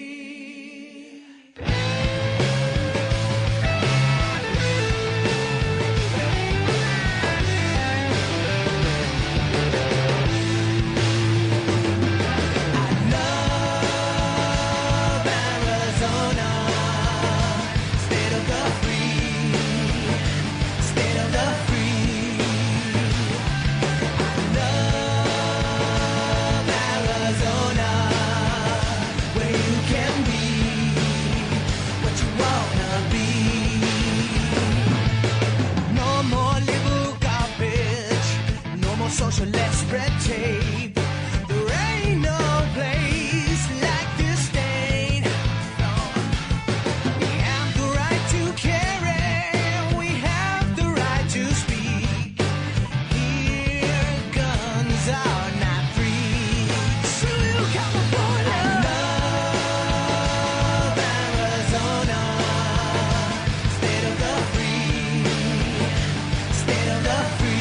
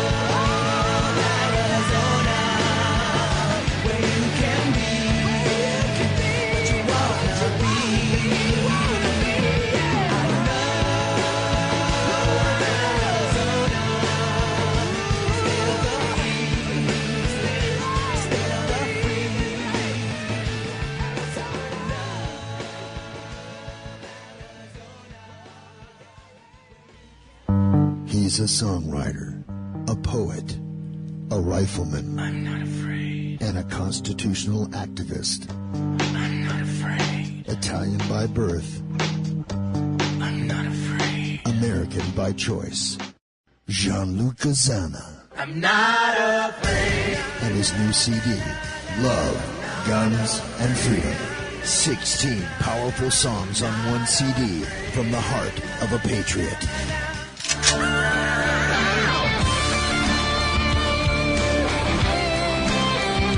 For download or to order the CD, go to www.lovegunsfreedom.com. That's www.lovegunsfreedom.com. Lyrics for your mind, music for your heart. Gianluca Zanna's new CD, Love, Guns, and Freedom. Here we go, ready for final part of the second hour on Love, Guns, and Freedom with Luca Zanna. Now, it was an interesting interview with David. Now we go back a little bit into guns, or even just news, a little bit of both. First of all, a news that really freaked me out a little bit, but nothing really new, because we know we're under attack, not just as gun rights in the way that which gun you can buy or you can carry, or if you can carry at all. I'm talking about even just as a thought, as a First Amendment. I'm sure everybody already heard about it, I guess. A family is suing after a 14-year-old son was arrested at school for refusing to take off the NRA shirt. Think about it. This is West Virginia. Logan, it's a little town, I guess. The mother of a West Virginia middle school student has filed suit against the local county board of education for allegedly violating her son's constitutional rights. Just a little problem here. It is not a constitutional right. It is a God-given right. The Constitution doesn't give us any rights. We have rights, period. But anyway, that's fine. It's just the way the article was written. In 2013, a 14-year-old Jared Markham, an 8th grade student at the Logan Middle School, was suspended from school and charged with disrupting the re-educational brainwashing process, along with obstruction an officer. Oh my gosh, an officer. Wow. Like a god, obstructing an officer. Let's see exactly what he did, this teenager. The charges stem from his refusal of this young man to turn a National Rifle Association shirt inside out when requested to do so, according to the Charleston Gazette. So your God tells you, your master tells you that you must turn inside out your shirt because somebody probably doesn't like your little NRA stuff. By the way, I'm not even a fan of NRA. I think they're kind of a sold out, but that's another story. Now Markham's mother, Tanya Lardieri, has filed a lawsuit on behalf of her son. Good for her.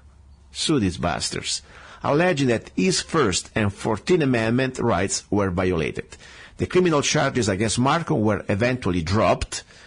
You need to sue also the cop, in my opinion. That's really to false arrest, in my opinion. But the middle school student was suspended for a day for his refusal. The shirt was an alarming olive green T-shirt bearing the NRA logo. Pretty much just a regular T-shirt. Protect your right. Think about it.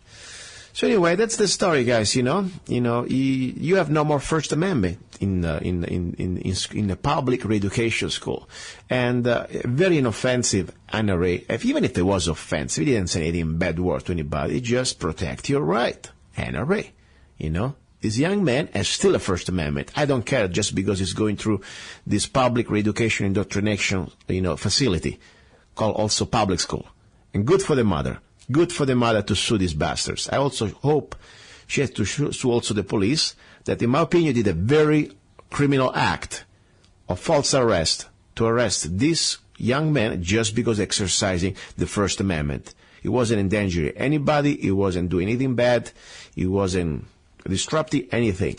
The family is seeking $200,000 in compensatory damages and $250,000 in punitive damages. Great for the alleged violations of the First and 14th Amendment. I pray for them they win, seriously. Maybe that's the only way we can pretty much set an example. But as I said, even the police officer, he should be sued. So is department. It's department.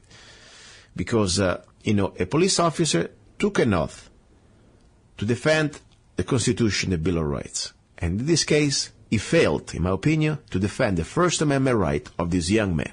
But anyway, that was a good news. At least some fighting back. Now, Love, Guns, and Freedom, second hour I talk a little bit about everything, from training, technique, tactics, and also a little bit practical things, talking about Glocks. I'm sure many of you guys have a Glock. And I was talking about with some friends, kind of a little bit of exchanging ideas of opinions. How much oil, how much lubrication should we put on our Glocks? there's always somebody like to think that more is better.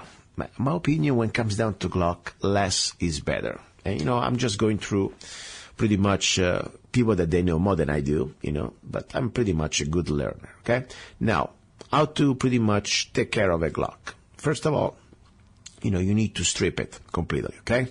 So you strip the Glock, completely clean it, and you want to completely dry. You want to completely dry. Now, there are some little parts needs to be oil, but too much oil is bad, okay? Because if you put too much oil, you're going to have problems that you start to have pretty much attract dirt, attract gunpowder.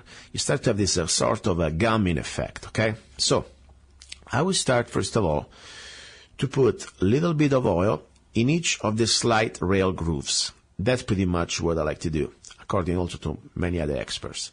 So you let this oil run down the slide rail grooves. Simple as that. Now, another important part you want to put, a little bit of oil. It is probably the most important part, in my opinion. You put the oil where the trigger bar and the connector, they meet, okay? Because if you do not put enough oil in this pretty much little magic point, when the trigger bar and the connector meet, you may have pretty much some sort of premature wearing and very hard trigger pull. A little bit of there does the job. Now, very important thing, never put oil in your magazines, okay? I see some people sometimes try to get oil in this magazine. So that's pretty much very simple, okay? And I've been shooting Glocks sometimes. I clean once every maybe 2 or 3 months. And more important, depends. It's not just about the months, but it also depends how many rounds you shoot through, okay? Consider that I am here into the desert area and there is sand. But all I know sometimes, just a little rag and a little bit of this lubricant oil, just rub it around and remove the dust. That would do it. Another little part also that I like to put a little bit of lubrification, okay? It is exactly where the barrel lug at the bottom of the barrel. You have the barrel lug at the bottom of the barrel. There is a little lug. Put a little bit of oil there too. So that's the story, guys. The Glock doesn't need much. Less is better, but do it, okay? It's always good to keep your gun clean. Now, another little, I don't want to say debate, but let's say I've been talking to different friends, and we exchange ideas, we talk, and everybody, as they're saying, especially sometimes when you relax, and you say, let's say in a self-defense situation, you have like an AR-15, or even like an AK-47, okay? Would you use the highest capacity magazine, or you would stick with your basic 30-round mag? I mean, speaking about specifically the AR-15, there are a lot of great options out there. I mean, now, for example, the Surefire's 100-round mags is kind of amazing. It's kind of, let's say, cool, okay? But do I really need 100 rounds to make my rifle heavier? And as much as I know that they're pretty much reliable, Surefire, it's a good brand. Do I really need that? I don't know, guys. I don't know. I mean, I like to stick, for example, with a regular 30 rounds magazine. First of all, you save a lot of money, but that's not even the problem about the money. I think you can keep your rifle much lighter, much more maneuverable.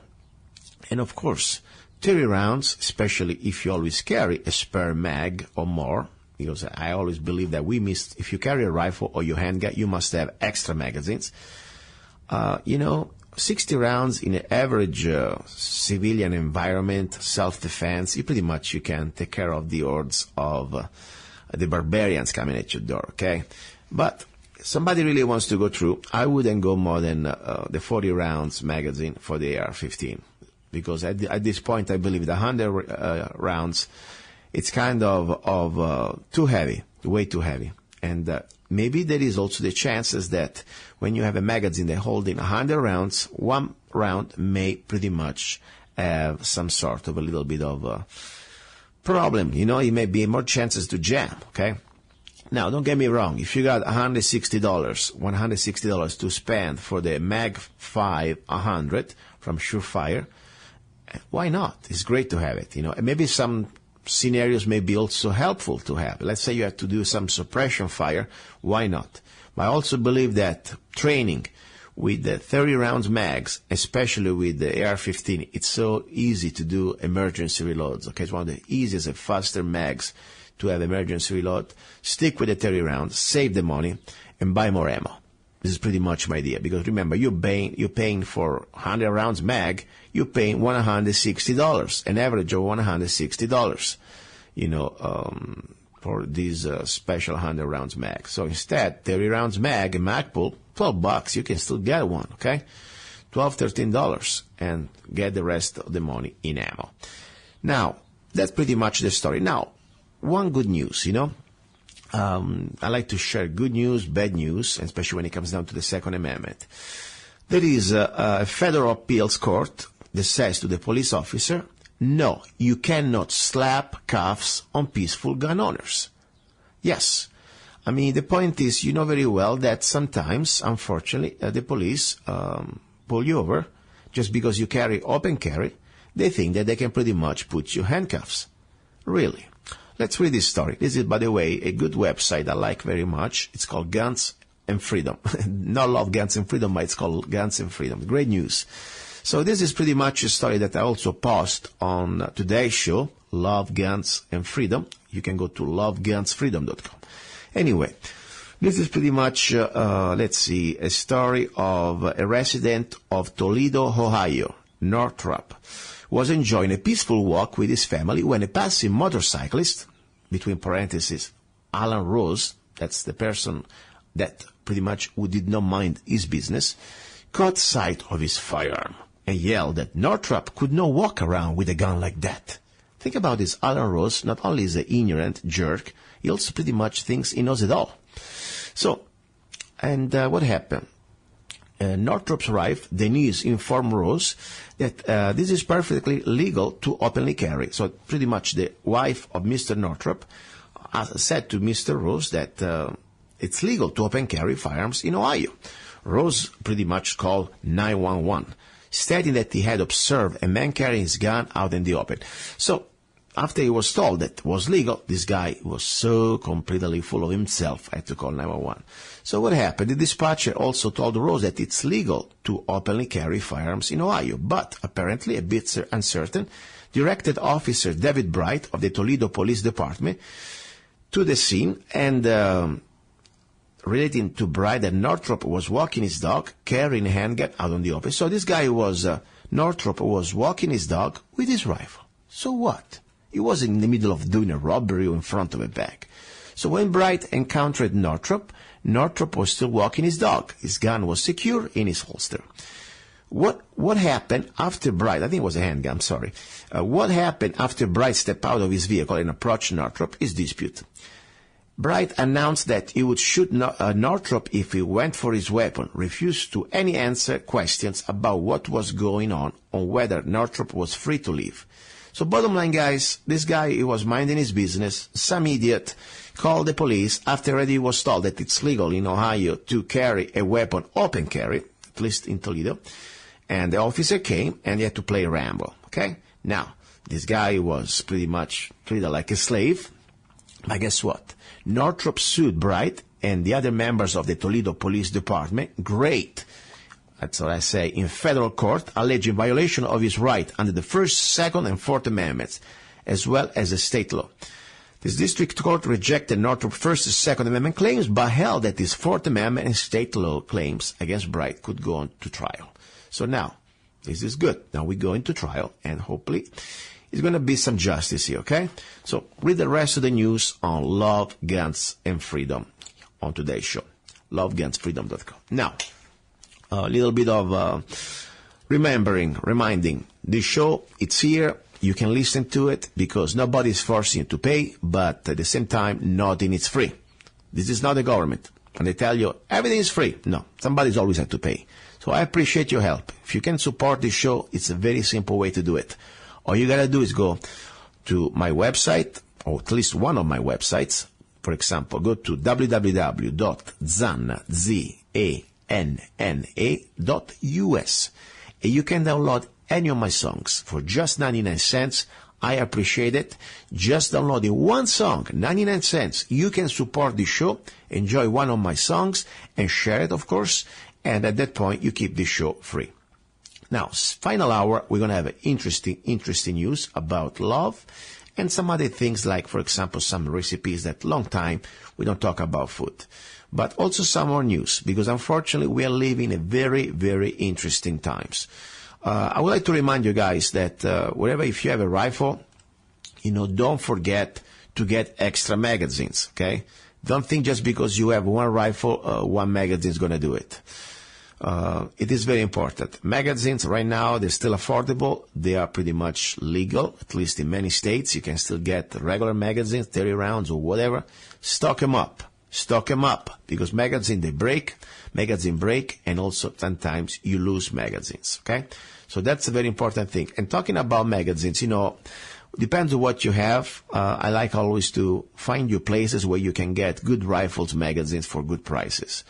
One of the best places that I like very much for me, for example, it is CDNN Investment or CDNNSports.com.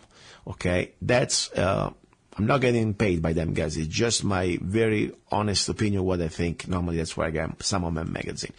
Go to CDNN, like Charlie Delta, November, sports. Okay, with final S.com. And when you go there, you will see that you have in the magazine section an incredible selection. And in my opinion, you have sometimes really some of the best deals. You can get magazine from 1911 to AR-15, AK-47. I mean, there is a very good stuff. And you say, I got 3 or 4 mags. Guess what? That's nothing. In my opinion, every rifle you have, you should have at least 20 magazines. Okay? And good stuff. Don't get the junk. Because the bottom line, magazine, as I said, you can always pretty much you may lose them, You may need to replace them. There's a lot of good stuff. I like to find these places also for you, my listeners. Because I understand times are tough. Now, let's go because it's ready to go. You're listening to Love, Guns, and Freedom, ready for our number 3. You're listening to Love, Guns, and Freedom with Luca Zanna on United States.fm network.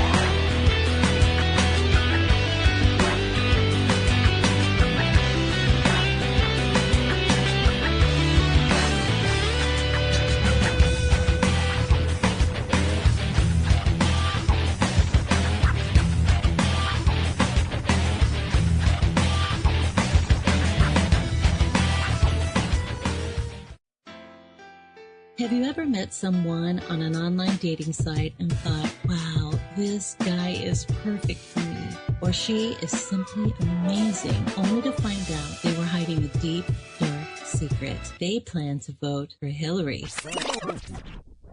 FreedomLovers.us was created for singles who want to exchange ideas and who love for freedom.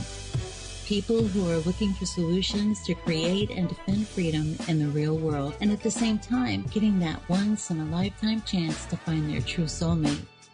Whether you are interested in meeting your soulmate, making new friends, networking, or hanging out with that like-minded liberty lover, visit FreedomLovers.us. It's the first free dating site and community. So patriots, don't waste your time with other dating sites. FreedomLovers.us is the place where like-minded singles really click. This is the hour number 3, final hour today's show. You're listening to Love, Guns, and Freedom with Luca Zanna on KTOX 1340 AM and on United States.fm network. Now, normally during this hour, I try to let a little bit take a break from all the news and great guests I try to bring you and the New World Order. I try to find positive things for our soul, for our beings. I always say we gotta sleep tonight, we gotta rest, because tomorrow is another day to fight evil. Now, we talk about singles, we talk about recipes, I talk about funny things sometimes, or at least try to relax, some serenades, but also I like to launch, positive things out there. Now, everybody already knows probably about freedomlovers.us. It's a website that I launched completely free, 100% free, where my goal is to pretty much put in connection people who believe in freedom. And when I say putting connection, it's not just for singles. Of course, the idea was originally to create a dating for freedom-loving singles, but it's also more for people who like to network, to want to find friends, or even in this case, like today I'm launching this new branch of freedomlovers.us, also people who want to share their business. It's like some sort of a networking, because I really believe that this is the time that we must create, at least we should create, I don't like to use the word must, you do what you want after all, we should create communities in our micro world, talking about counties, cities, wherever we are in our neighborhoods, where pretty much we support each other. We support people that will have the same beliefs, or at least we agree on the basic. And what is the basic? The basic that we are free human beings, we have unalienable rights. Government, it is not our God, but it's created by us. And the bottom line, we respect each other. Even if we don't agree on some issue, the idea that we don't steal from each other, we don't try to impose our beliefs on others, but we respect each other. And if we just would follow the basic Bill of Rights, we would be pretty much getting along. Now, today I'm starting this new concept of freedomlovers.us for businesses. That means if you have a business, let's say you have a shop, or you sell something, or you offer services, whatever. I don't care if it's a plumbing job, or if you are an FFL dealer, like today we will see. If you sell guns, or whatever you do, it's legal. I mean, you don't break the law. We don't need to look for you in some, police report. You're welcome to advertise for free on my site, freedomlovers.us. And on top, I like also maybe to know you a little bit over the phone. That means over the radio. So I can introduce you to the rest of the audience. People say, how do you support all this? Is everything free? Well, nothing is really free because somebody always has to pay. So far, I'm the one paying for this freedomlovers.us. But I also remind you that I'm here because of you. This is not something that we impose or impose my presence. I'm here because people like you can support me. Not just the sponsor, but every listener out there, some people that understand what I'm trying to do.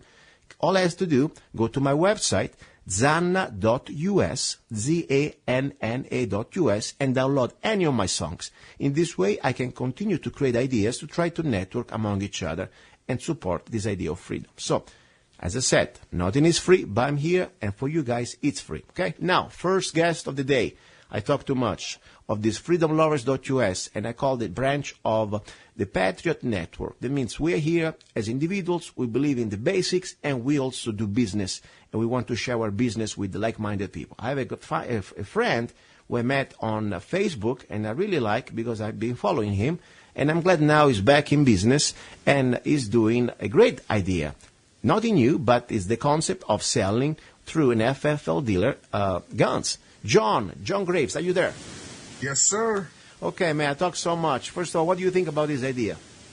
I think it's a great idea, man. Anytime people can network and reach out to other people in their communities, or anybody who has access to the internet, I think that's great. Perfect. And as I said, I know you through mostly Facebook, but I follow your post. I know where you stand on many issues. And I even sometimes, the beautiful thing, I don't need to agree with everybody. Like, not everybody must agree with me. But we respect each other. We believe in most of the core things. And that, for me, was the idea of freedomlovers.us. Now, what you have to offer, what do you do exactly, John? Right now, we're a startup, man. So we're an FFL dealer here in Kingman, Arizona, and anybody that's in the surrounding areas or anywhere in the state of Arizona, for that matter, we can provide FFL services for them. Perfect. And this is the first time you start this type of business, or you done before? This is absolutely a brand new thing for us. I like working on guns, and I decided if I was going to continue learning how to work on different firearms and try to become a gunsmith, it would be smart to have an FFL. Perfect. And so that's what I'm doing, guys. By the way, did I charge you for anything, John? Absolutely not. Perfect. So this, as you see, that's why I put in the hour of love. I do this as an act of love because I really want my dream to create a community where freedom-loving people who believe in the basic of our rights, okay, like the Bill of Rights, as I say. If I had to describe one, we respect and we enforce the Bill of Rights. We try to support each other. That's my bottom line, and I hate to give my money to somebody that pretty much maybe just disrespect my rights. Somebody, let's say, if I had to invite somebody into my house to offer me a service, like even a bug control, like a pest control, and this guy hates guns, last thing I need, somebody roaming around my house, looking at my gun collections, or looking how many ammunition I have under my bed. Don't you think something makes sense? Makes sense to me, man. I wouldn't want somebody that disagreed with my lifestyle in my personal space, that's for sure. Yeah, I think it's a double sense. First, for a safety reason. I really don't like to open myself and to people that they hate me maybe, or they don't like my beliefs.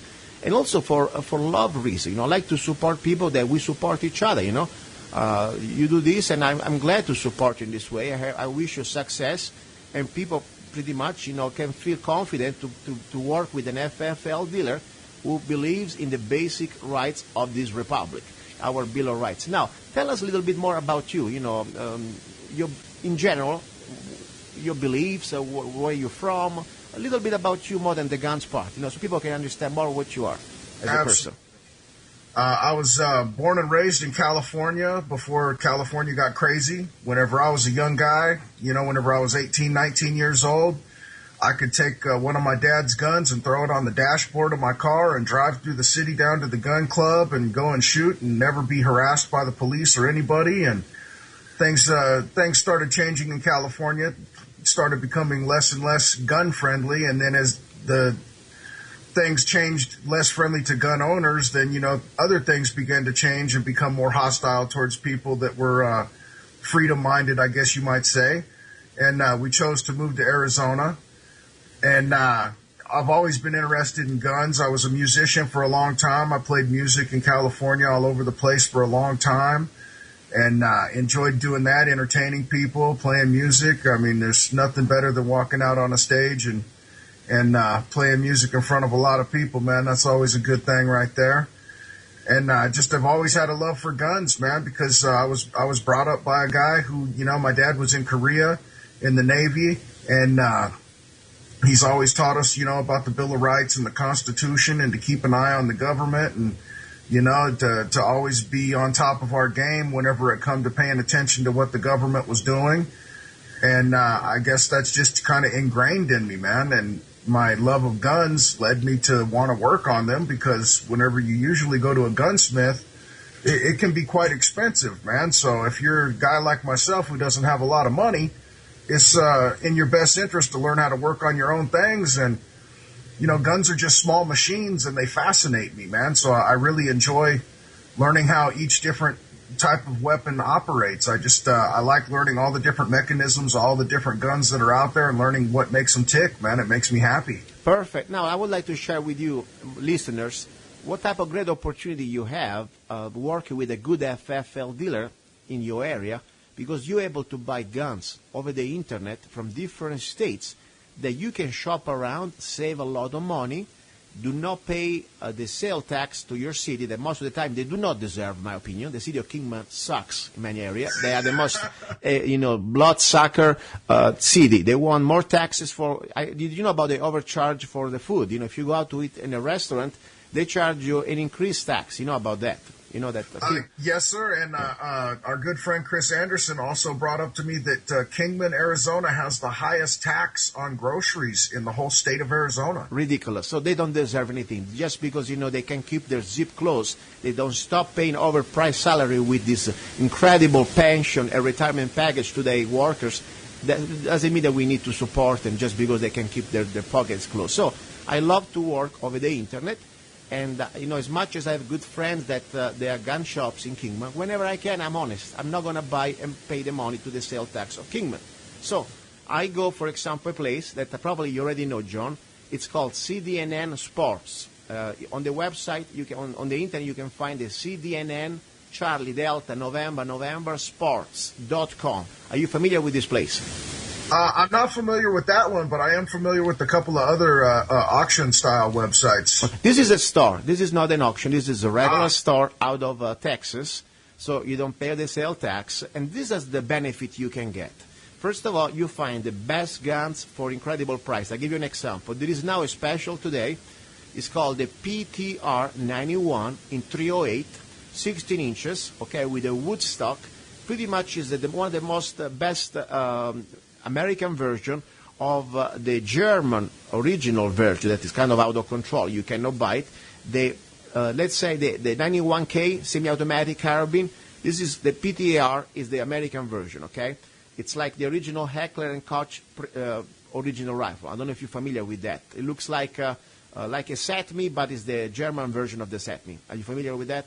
I am familiar with that weapon, yes. Okay, this is the PTR 91. It's American-made, and differently from the Century Arms version that is very cheap, and I had one, very unreliable. Sometimes you can get lucky, but the parts, they're very much tolerance zero. I mean, they're bad.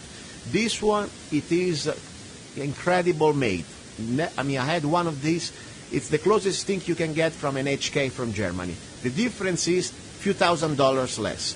There is a special, for example, they're selling this one this weekend, normally for $849 for the PTR 91 in 308, 16 inches parkerized wood. Now is a special for $799. I mean, $800, no sale tax, and they ship your gun for $20. Think about it. I mean, this is an incredible. If you had to buy in a 308 and you start to go out there, you know that's going to cost you a lot of money, especially if you get an M14, my favorite rifle. We're talking about $1,500 for a good M14, okay? This one for $800, and on top, what I like of this one, it's very reliable. It's incredibly simple. It's a delayed blowback roller lock system, so it's very, harsh condition. You can go through like almost like an AK with this one. But what I like very much also, their magazines. You can get surplus magazine from the original HK for like $5. Okay, original HK magazine, $5. I used to buy them for 99 cents sometimes on special. So you got an incredible 308 that you don't even miss the full automatic. You are in semi-automatic. You have an high-power combat rifle, 308, 16 inches barrel in wood. And by the way, even here with CDNN Sports, I'm not even getting paid. I do this as an act of love. I want to people be law-abiding citizens, be armed, and find their guns they can afford for the best money we can find online. My job is to shop around, look around for deals, and I'll bring them to you. So what do you think about this deal? That's a pretty smoking deal, man. I mean, anytime you're dealing with a rifle, especially a semi-automatic rifle, if you want something that's quality and it's going to be reliable, you're looking at somewhere between $700 and $1,000 just for the rifle with no optics. Yeah, and this one, by the way, this is a 308, and it's very hard to get a semi-auto that is reliable in 308. For example, let's say you start to go into the AR-10, okay? That is the 308 version of the AR-15. We're talking about at least $1,000, if not more. If you want to go in the classic M14 platform, doesn't matter if you get it from Springfield Armory or some other companies, at least $1,500. So the point is to have a good 308 semi-automatic. In my opinion, since I also have one of those, it's an incredible deal. $7.99 and $20 shipping. How much you charge for your FFL transfer? It's $25. It doesn't matter if it's a pistol, a shotgun, a rifle. It doesn't matter. So that's great, guys. You got $25. All you have to pay for the transfer, and legally you can get your gun even from out of state. That's the bottom line. Now, people, this is the only thing. If you want to find out about you, there are two ways. You got to go on lovegunsfreedom.com. I will post a link, okay, of your Facebook page so people can check you out. But even better, because my goal is to encourage, to start this community called freedomlovers.us, people go to freedomlovers.us, open a free account, and I wish you can go there so you can also start to promote yourself there. There are the classified section, and put there your phone number and everything you want. Absolutely, man. I'll get on that here in just a little bit. Perfect. So this is the idea. So, guys, that's the idea. I really think about you, and my goal is to bring through the show good information, good training, good news that we can work with to get more educated and trying to regain our country, our rights back in a legal and lawful way and peaceful way, but also how to prepare ourselves and how to network among ourselves. Now, I want to give you the floor so you can say whatever you want. Go ahead. Anybody that needs a transfer of a weapon, or if you need something custom ordered, or you're looking for a specific thing, we currently don't carry any inventory at the moment, but we can custom order you whatever you want. From time to time, we get specials from our suppliers, and whenever that happens, I'm plan on extending special offers to everybody who's interested as well. And I look forward to doing business with the community. Perfect. And this is John Graves from Kingman, Arizona, and this is Luca Zanna. Love Guns and Freedom, lovegunsandfreedom.com. If you want to find out about John Graves and also all the other business people who believes in freedom and who wants to share their services or products with you, go to lovegunsfreedom.com. I'm going to create right now a section we call Freedom Lovers section that is already there, but we'll make it more clear for the business part. And also, more important, go to freedomlovers.us, and you can go there, set up an account. It's completely free, and you can browse around, and more important, use it, post, find people, find friends, find everything you may need, from a plumber to a gun dealer to your lawyer, whatever, freedomlovers.us. John, I really appreciate your time, and thank you for sharing your products. Now, don't forget, okay, I'm not shy to tell you, when Christmas comes, what you're going to shop to say thank you to freedomlovers.us? One of my CDs, right? Absolutely. Perfect. So I'll say one more time, Zanna.us to everybody out there, and I really hope you can go to John Graves in Kingman, new FFL dealer who believes in freedom, and, get good deals, save money, get guns, and have fun, and try to cut the blood out of this Kingman of city of Kingman. We don't need to pay all the sales tax to them. They're horrible. Bye-bye, John. All right. Have a good day, Luca. Thank you. Okay, guys, don't go away because we're going to go now a little bit of music, and then we're going to go for final part of our number 3, more exciting news, a very provocative topic. It's about love. How many women a man should be able to marry? We'll find out.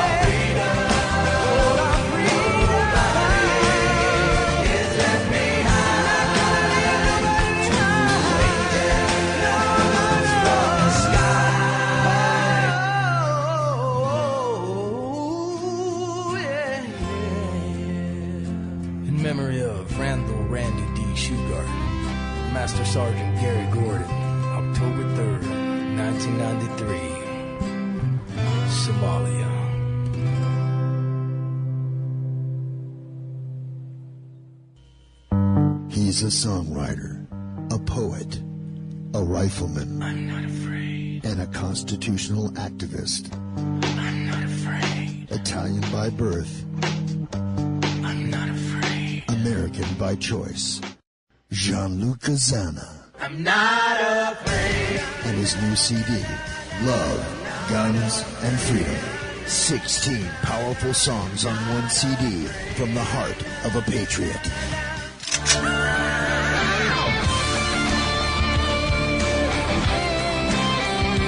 For download or to order the CD, go to www.lovegunsfreedom.com. That's www.lovegunsfreedom.com. Lyrics for your mind, music for your heart. Gianluca Zanna's new CD, Love, Guns, and Freedom. Okay, guys, back into the studio. You're listening to Love, Guns, and Freedom with Luca Zanna, and the song I just played, it's called Two Angels from the Chopper. Now, this song I wrote a long time ago, in 2005, exactly, almost 2004, honestly, before my citizenship. And this is, something I would like to dedicate today to, of course, the two heroes, the two heroes who died in this battle of Somalia, Mogadishu, that I also mentioned in the song. But the sad thing is this one, the government, the presidents, not just this president, but the last several presidents, and Clinton, of course, was one of the worst, as Obama, and also the Bushes, of course. They're using our best men and best women to pretty much become the police force of the world under the United Nations. That's the sad thing, Our men and women, these heroes who died for their brothers in this act of courage in Mogadishu. We have two men who sacrificed their life just because they wanted to try to save and do everything they could for their fellow soldiers down there, pinned down in that black chopper.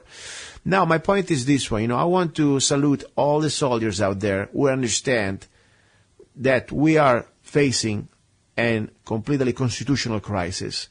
And we pretty soon, you soldiers, you must pretty much be able to decide if you want to serve the new world order, the global government, or you want to defend this republic.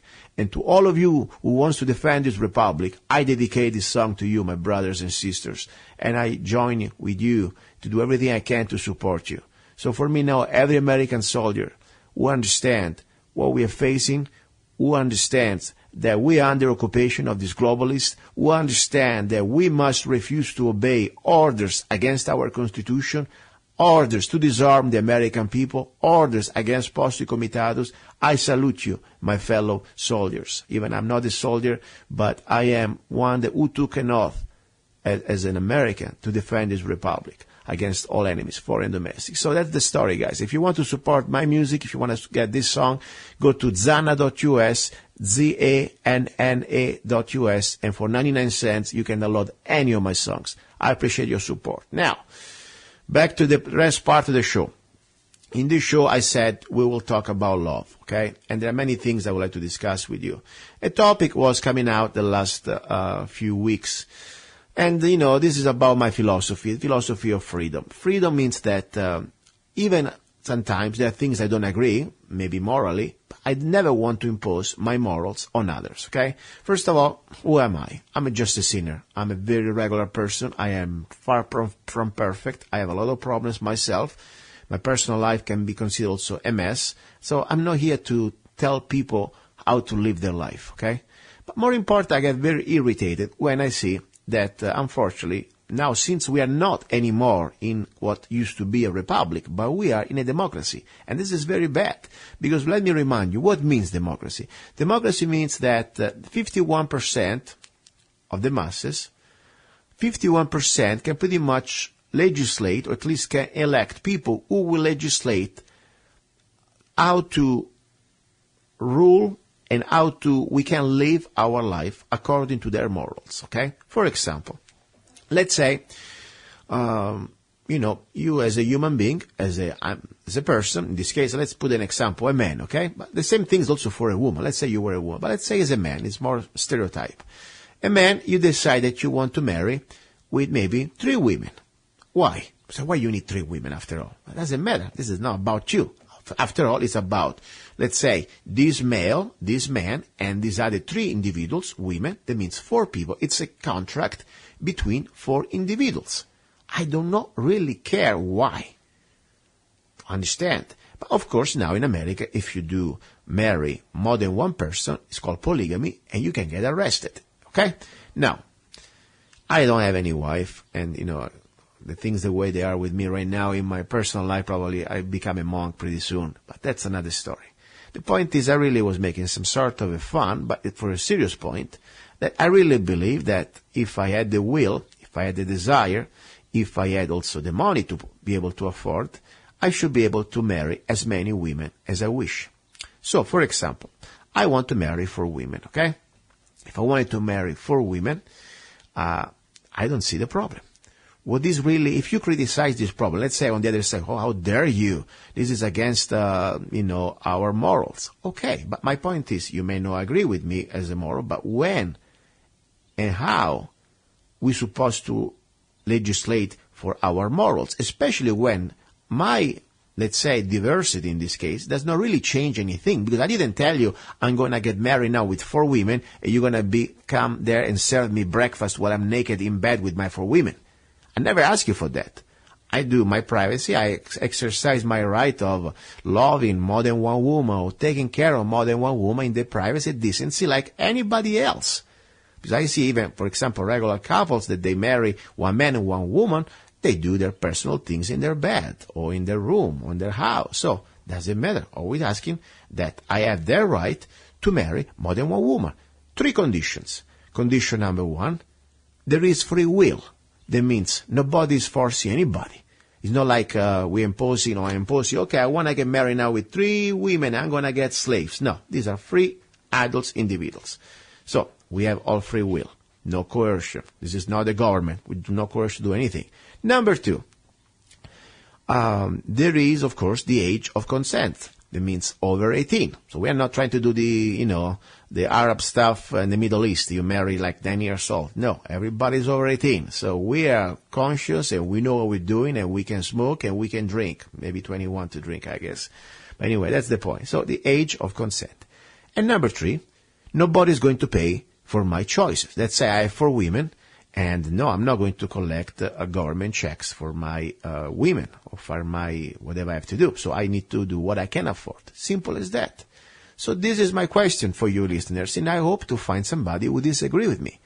Because, so far, bringing this logic to my several friends I have also on the air, I'm sorry, I don't find anybody who disagree with me. And I hope you can be a good, old-fashioned, whatever you want to be, pastor or Catholic priest or whatever, and he say, no, Luca, you are wrong. You cannot have more than one woman, one wife. You must only have one wife. And you explain to me with logic why, and you must convince me with logic that you're saying the right thing. So far, I'm pretty much 100% standing behind these words. I say every man, every human being, even every woman, should be able to marry whoever and how many people they want, when they met the condition I just said. That means age of consent, as I say again, just to be sure you don't misunderstand, no coercion, no violence, and you pay for your bills. Simple as that. So, and if you think, may be disgusting for you, that's fine, but the point is, does it really make any difference? There are a lot of things that may be disgusting for me too, maybe on some other people. And more important, if you think that we're supposed to follow the in our civil society, government should follow the law of our main religion. In this case, could be the New Testament. But that's not right, because after all, as a freedom religion, I should be able to marry as I wish.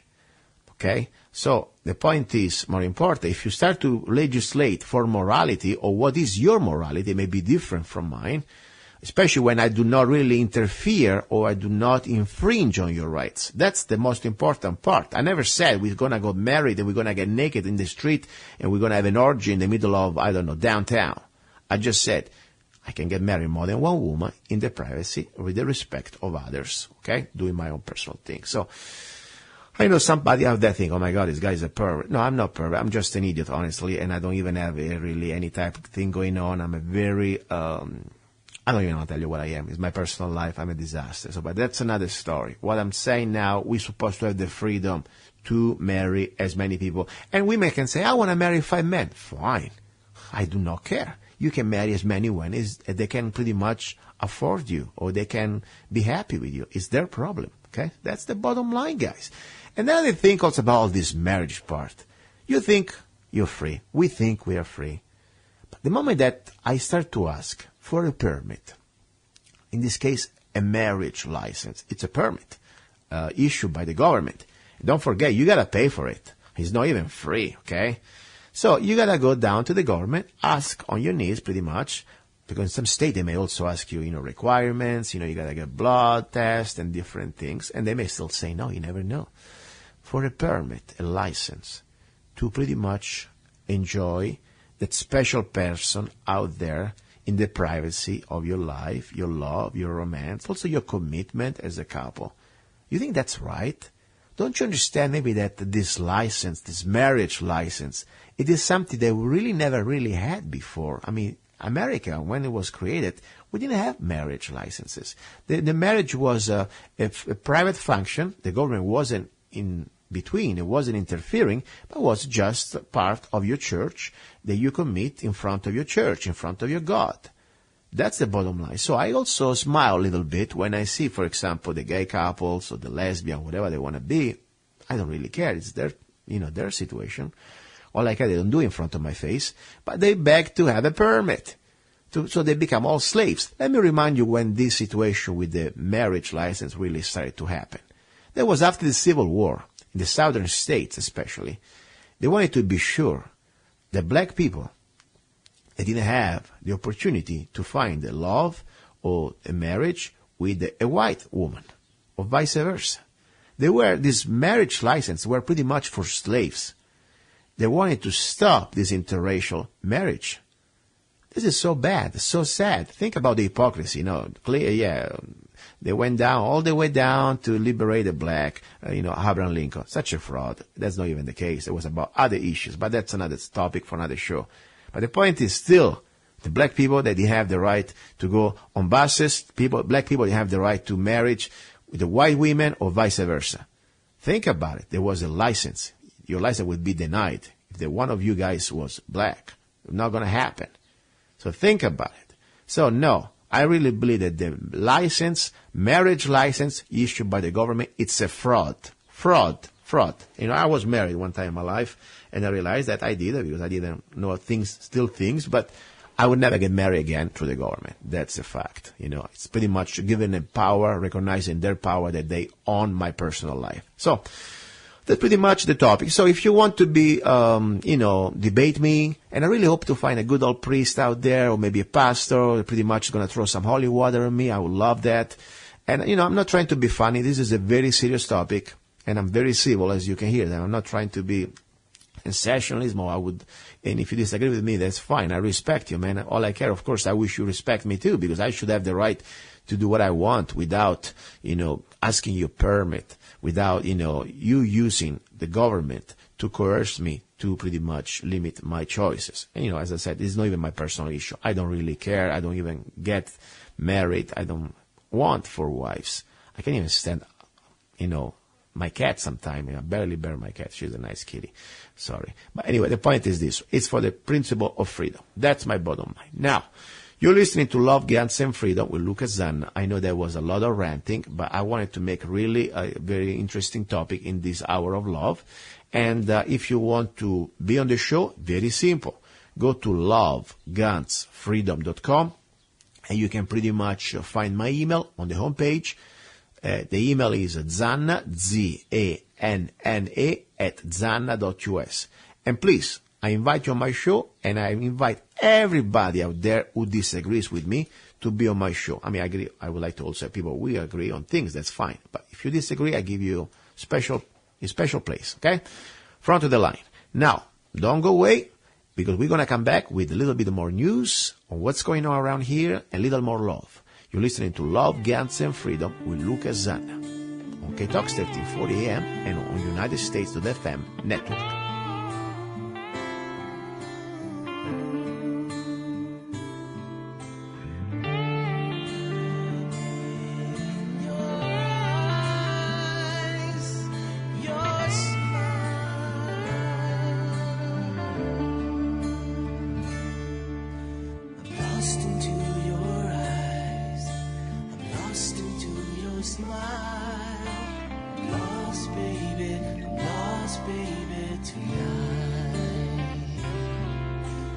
Lost into your eyes, I'm lost into your smile. I'm lost, baby, tonight. When I look into your eyes, I feel so good, you make me fly. Another world, another time, baby, you make me fly. Every time you give me a smile, you make me feel so fine. Every time, baby, baby, baby, but tonight we're gonna lost into your eyes, lost into your smile, lost, baby, tonight. Lost into your eyes, lost into your smile. I'm lost, baby, tonight.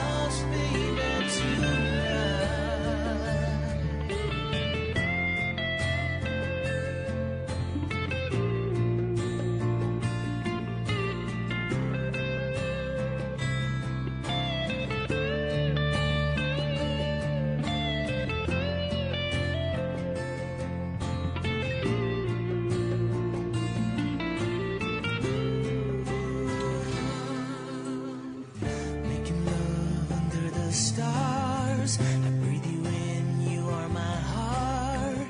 We are two souls living as one. Then you tear me apart. Making love under the stars. I breathe you in, you are my heart. We are two souls living as one. Then you tear me apart. Lost into your eyes, lost into your smile, lost baby tonight. Lost into your eyes, lost into your smile. I'm lost baby, lost into your eyes, lost into your smile. Lost baby tonight. Lost into your eyes, lost into your smile. Lost baby tonight. Okay, here we are. Final part of the final hour. You're listening to Love, Guns, and Freedom with Luca Zanna. This is hour about love. Normally I talk about recipes. For a while you didn't hear me talking about pasta. You say, why? What's going on? Are you sick? Maybe I am a little sick. No kidding. I have always an open mind. You know, I love pasta. I love bread. But I found out that my mother, from Italy, she discovered this new diet that it really got me interested, okay? It's called the diet of the blood types. Let me give you a little bit of information. My mother is a lady who pretty much, she had to go through a lot of health problems in life, okay? Or at least she had pretty much kind of a very fragile health. About, probably 5 months ago, she was getting really sick. And by accident, or act of God, if you want to say, she found out about this blood type diet. Well, she had not really much to lose, you know. She was always in bed, she was sick, and so she said, okay, you know, at that point, she wanted to give it a shot. Guess what? In just about probably, let's say, 2 weeks, really, it was amazing how her energy levels and how her, let's say, health levels completely changed. So it got me curious, you know, and I wanted to learn more. You know, I have a very open mind, and of course, I still drink my coffee and I will still eat my pasta, but I need to give it a shot. So I found out, for example, that I am a blood type O, okay? And everybody's different, of course. And the principle of this diet system is something that I invite you to discover too. You know, I'm not advocating anything about that this is the absolute truth, but I'm telling you, I realized I've seen my mother how much improvement in her health had without taking any more medication. So I got me interested. Now, for example, every one of us is a different type of blood type. And the bottom line, the basic concept is that according to your type of blood type, it goes back to pretty much to our origins of our antennates, our people that were before us, long time ago, our ancestors. Our body reacts differently from different type of food.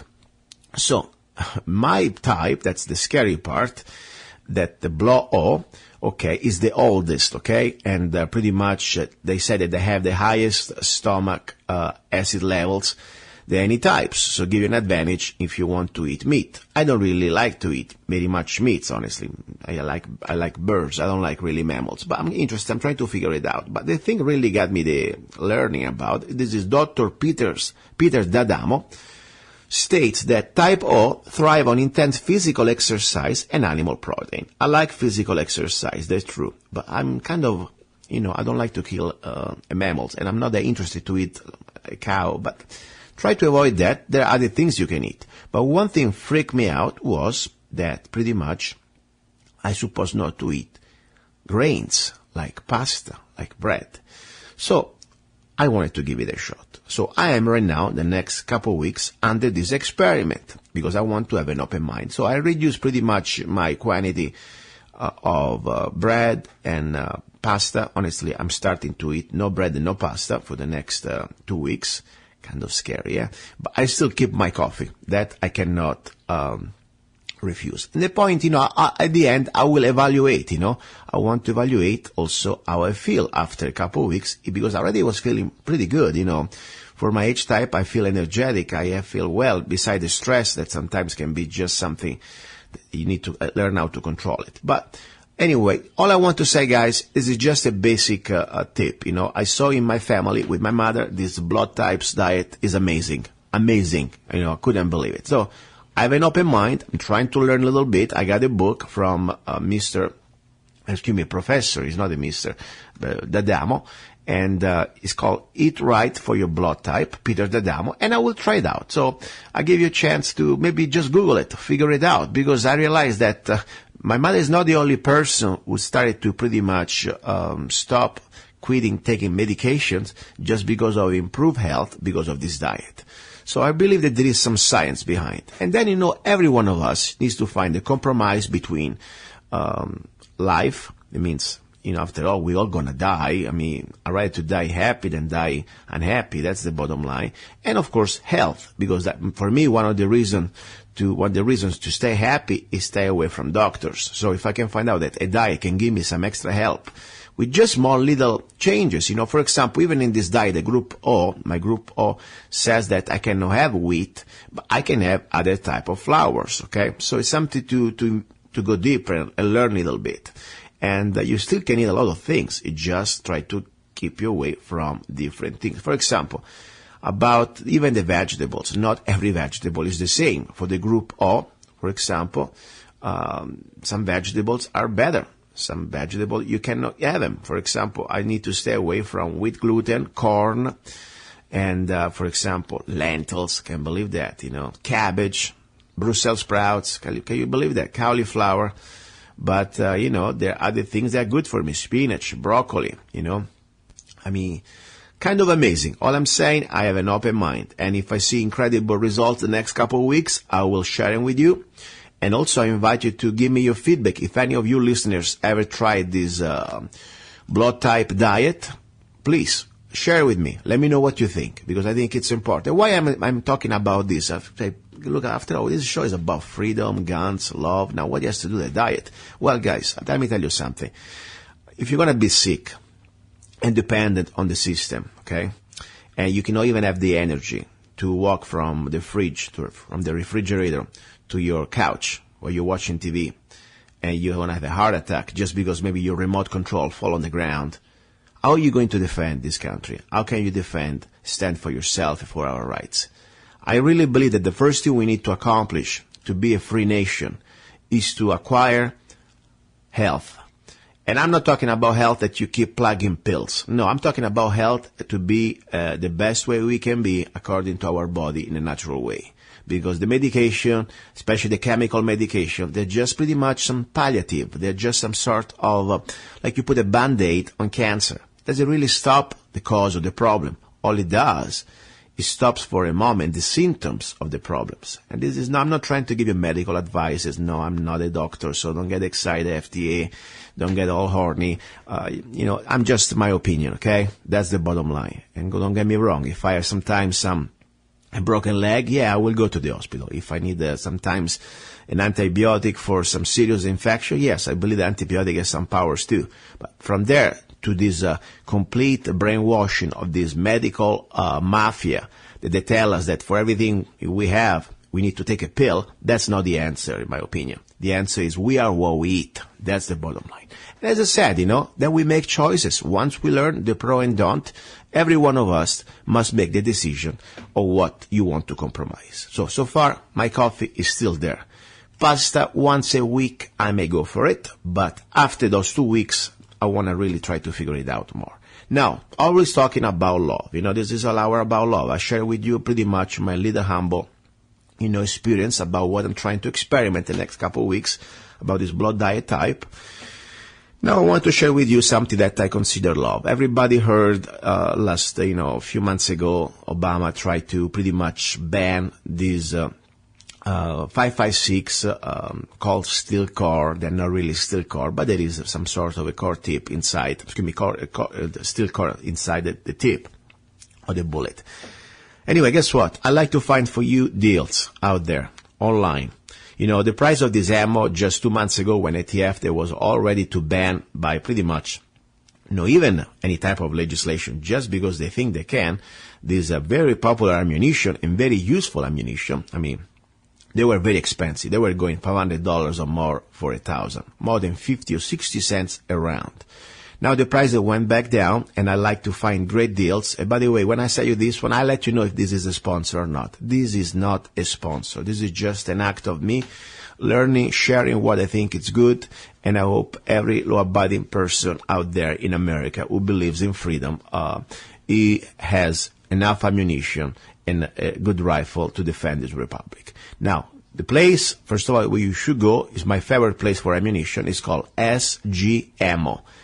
S as Sam, G as Golf, ammo.com. You can get 1,000 round, okay, of 5.56 or also 223, but these are technically 5.56 military grade, 62 grain, steel core, ball ammo, full metal jacket, brass case, Swedish. They're made in Sweden, made by Carl Gustaf, okay, for just $359 and only $18 shipping. Okay, so this is my little love today. I want to share with you. I think it's important. A good 1,000 round on this, it's a great round to have, and you never know, it's an investment. So 1,000 round in a can, 5.56, 62 grain, Swedish made, burden primer, full steel core bullet, and pretty much similar to the performance of the M855 NATO.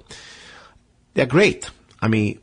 Think about it. We used to pay more than the double just a few months ago, so stock up on those. I would really suggest you to get at least 1,000 rounds. Something that if you had to make a gift to somebody, you can always give them then maybe 20, 40, 60 rounds, 100 rounds. It's a good little package to give as a gift, Break it down and give them to your friend maybe a few boxes of, 20 rounds. Anyway, that's the story. Now, we were talking about other different things, for example, Obama.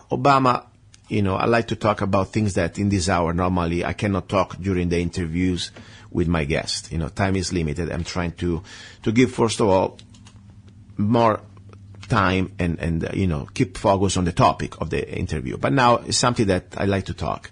Obama says now that he wants to ban on police military gear, okay?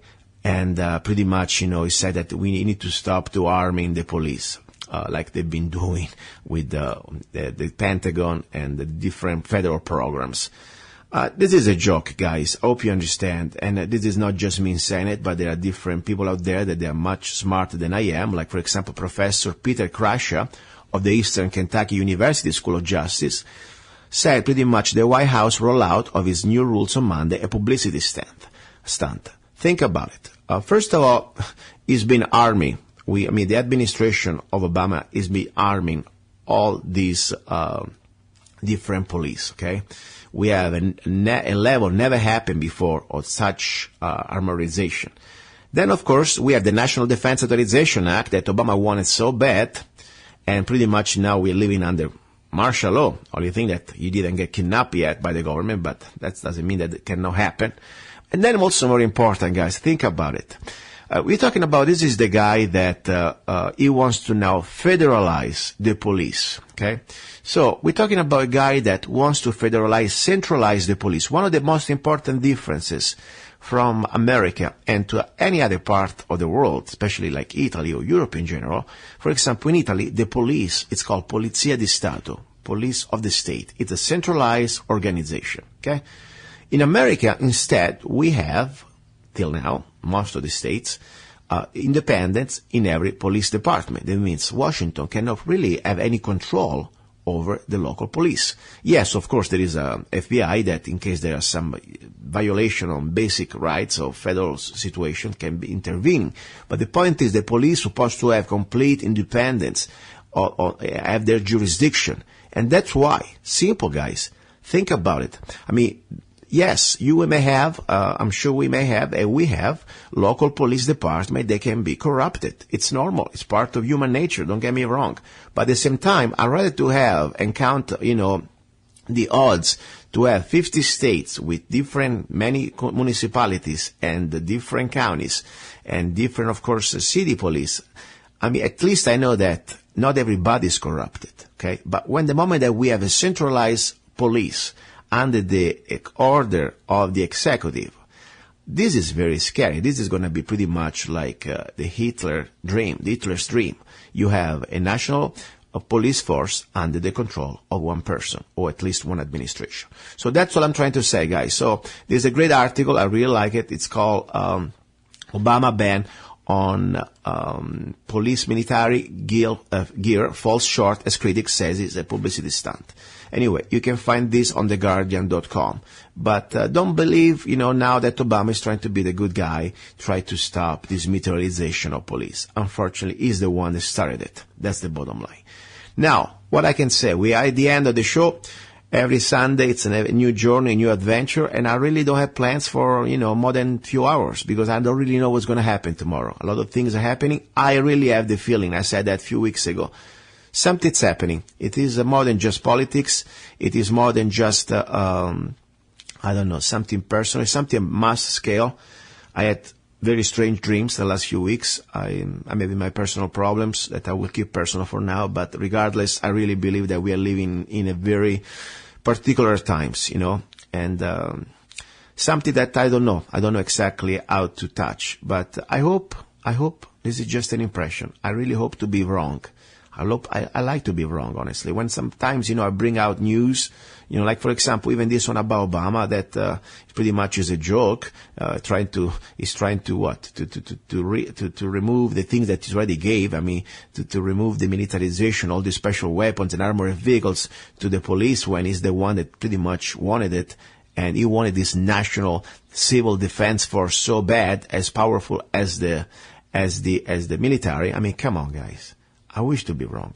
Unfortunately, we are facing something that we have no idea. And I believe that really it never been like this before in America. Even in the worst times we had in the past.